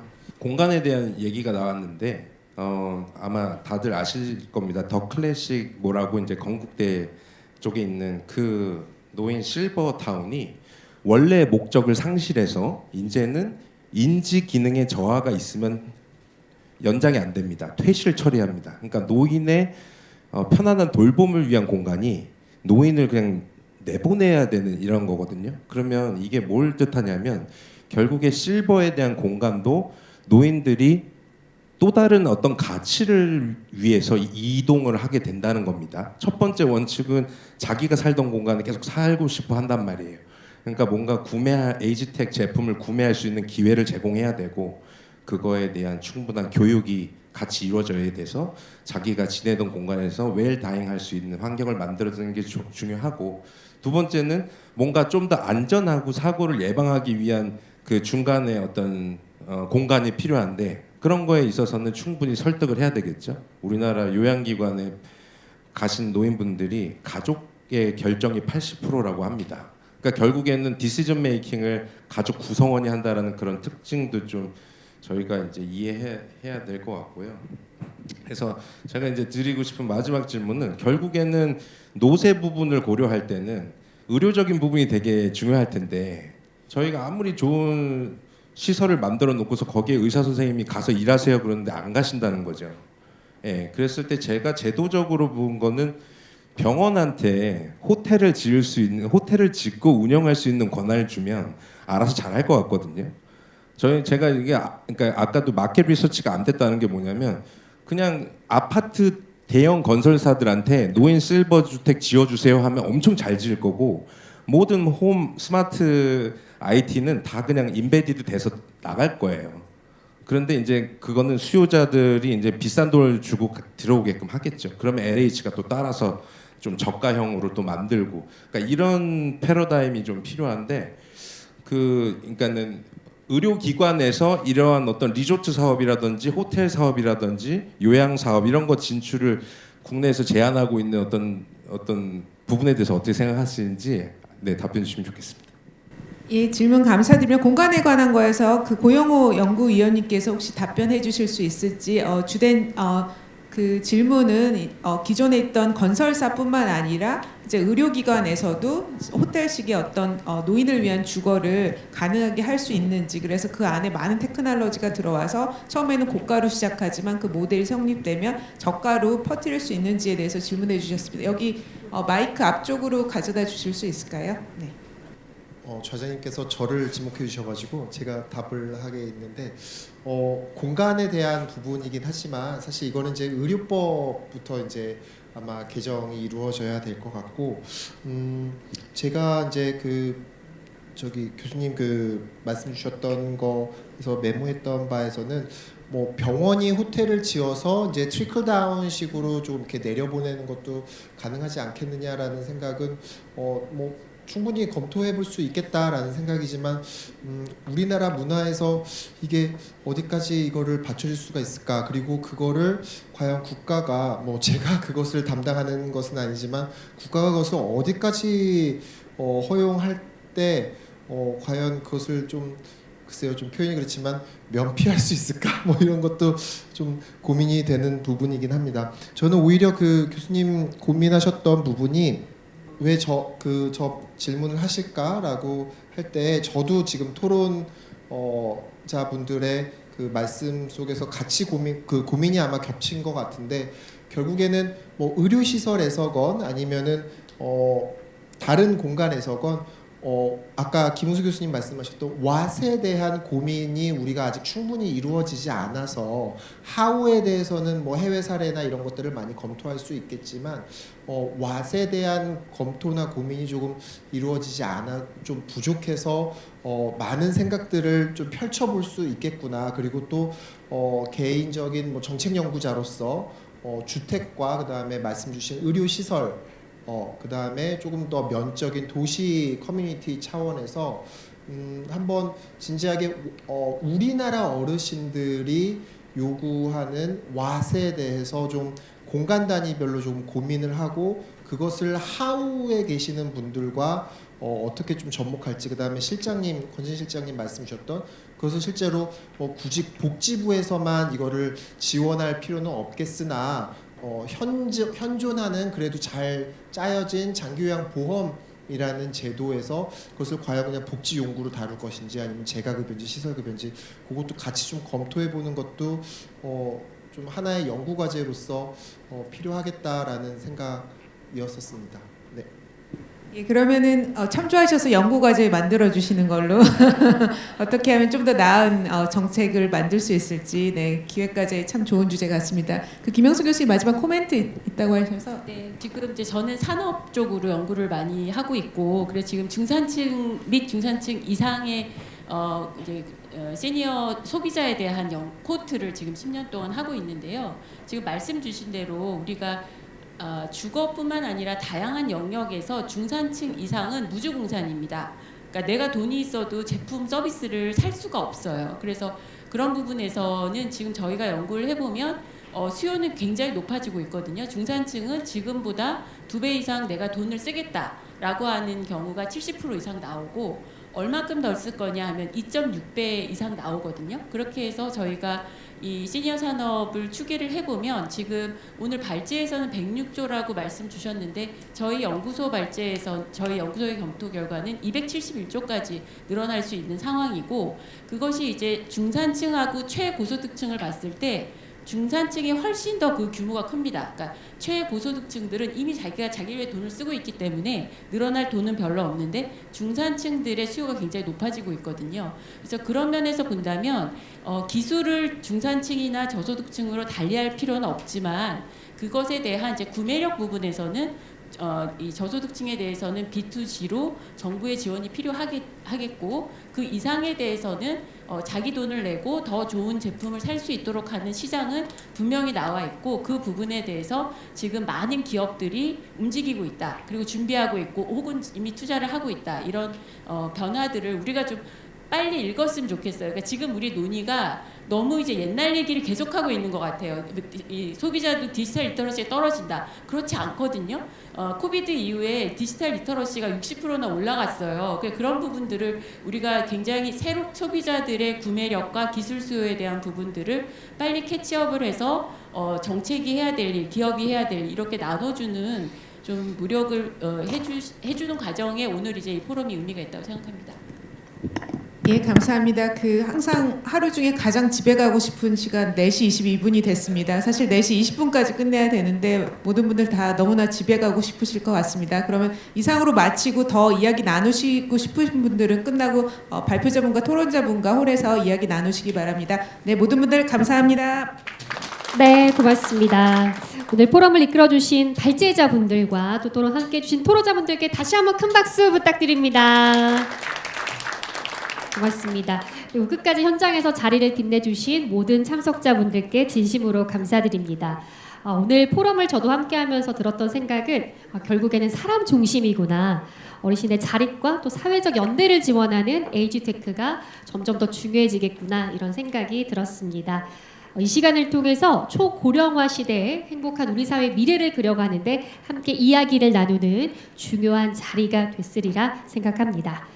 자, 그럼 이상으로 제11차 인구전략 공동포럼 및 2025 고령 친화정책 포럼을 모두 마치겠습니다. 끝까지 함께해 주신 여러분 고맙습니다.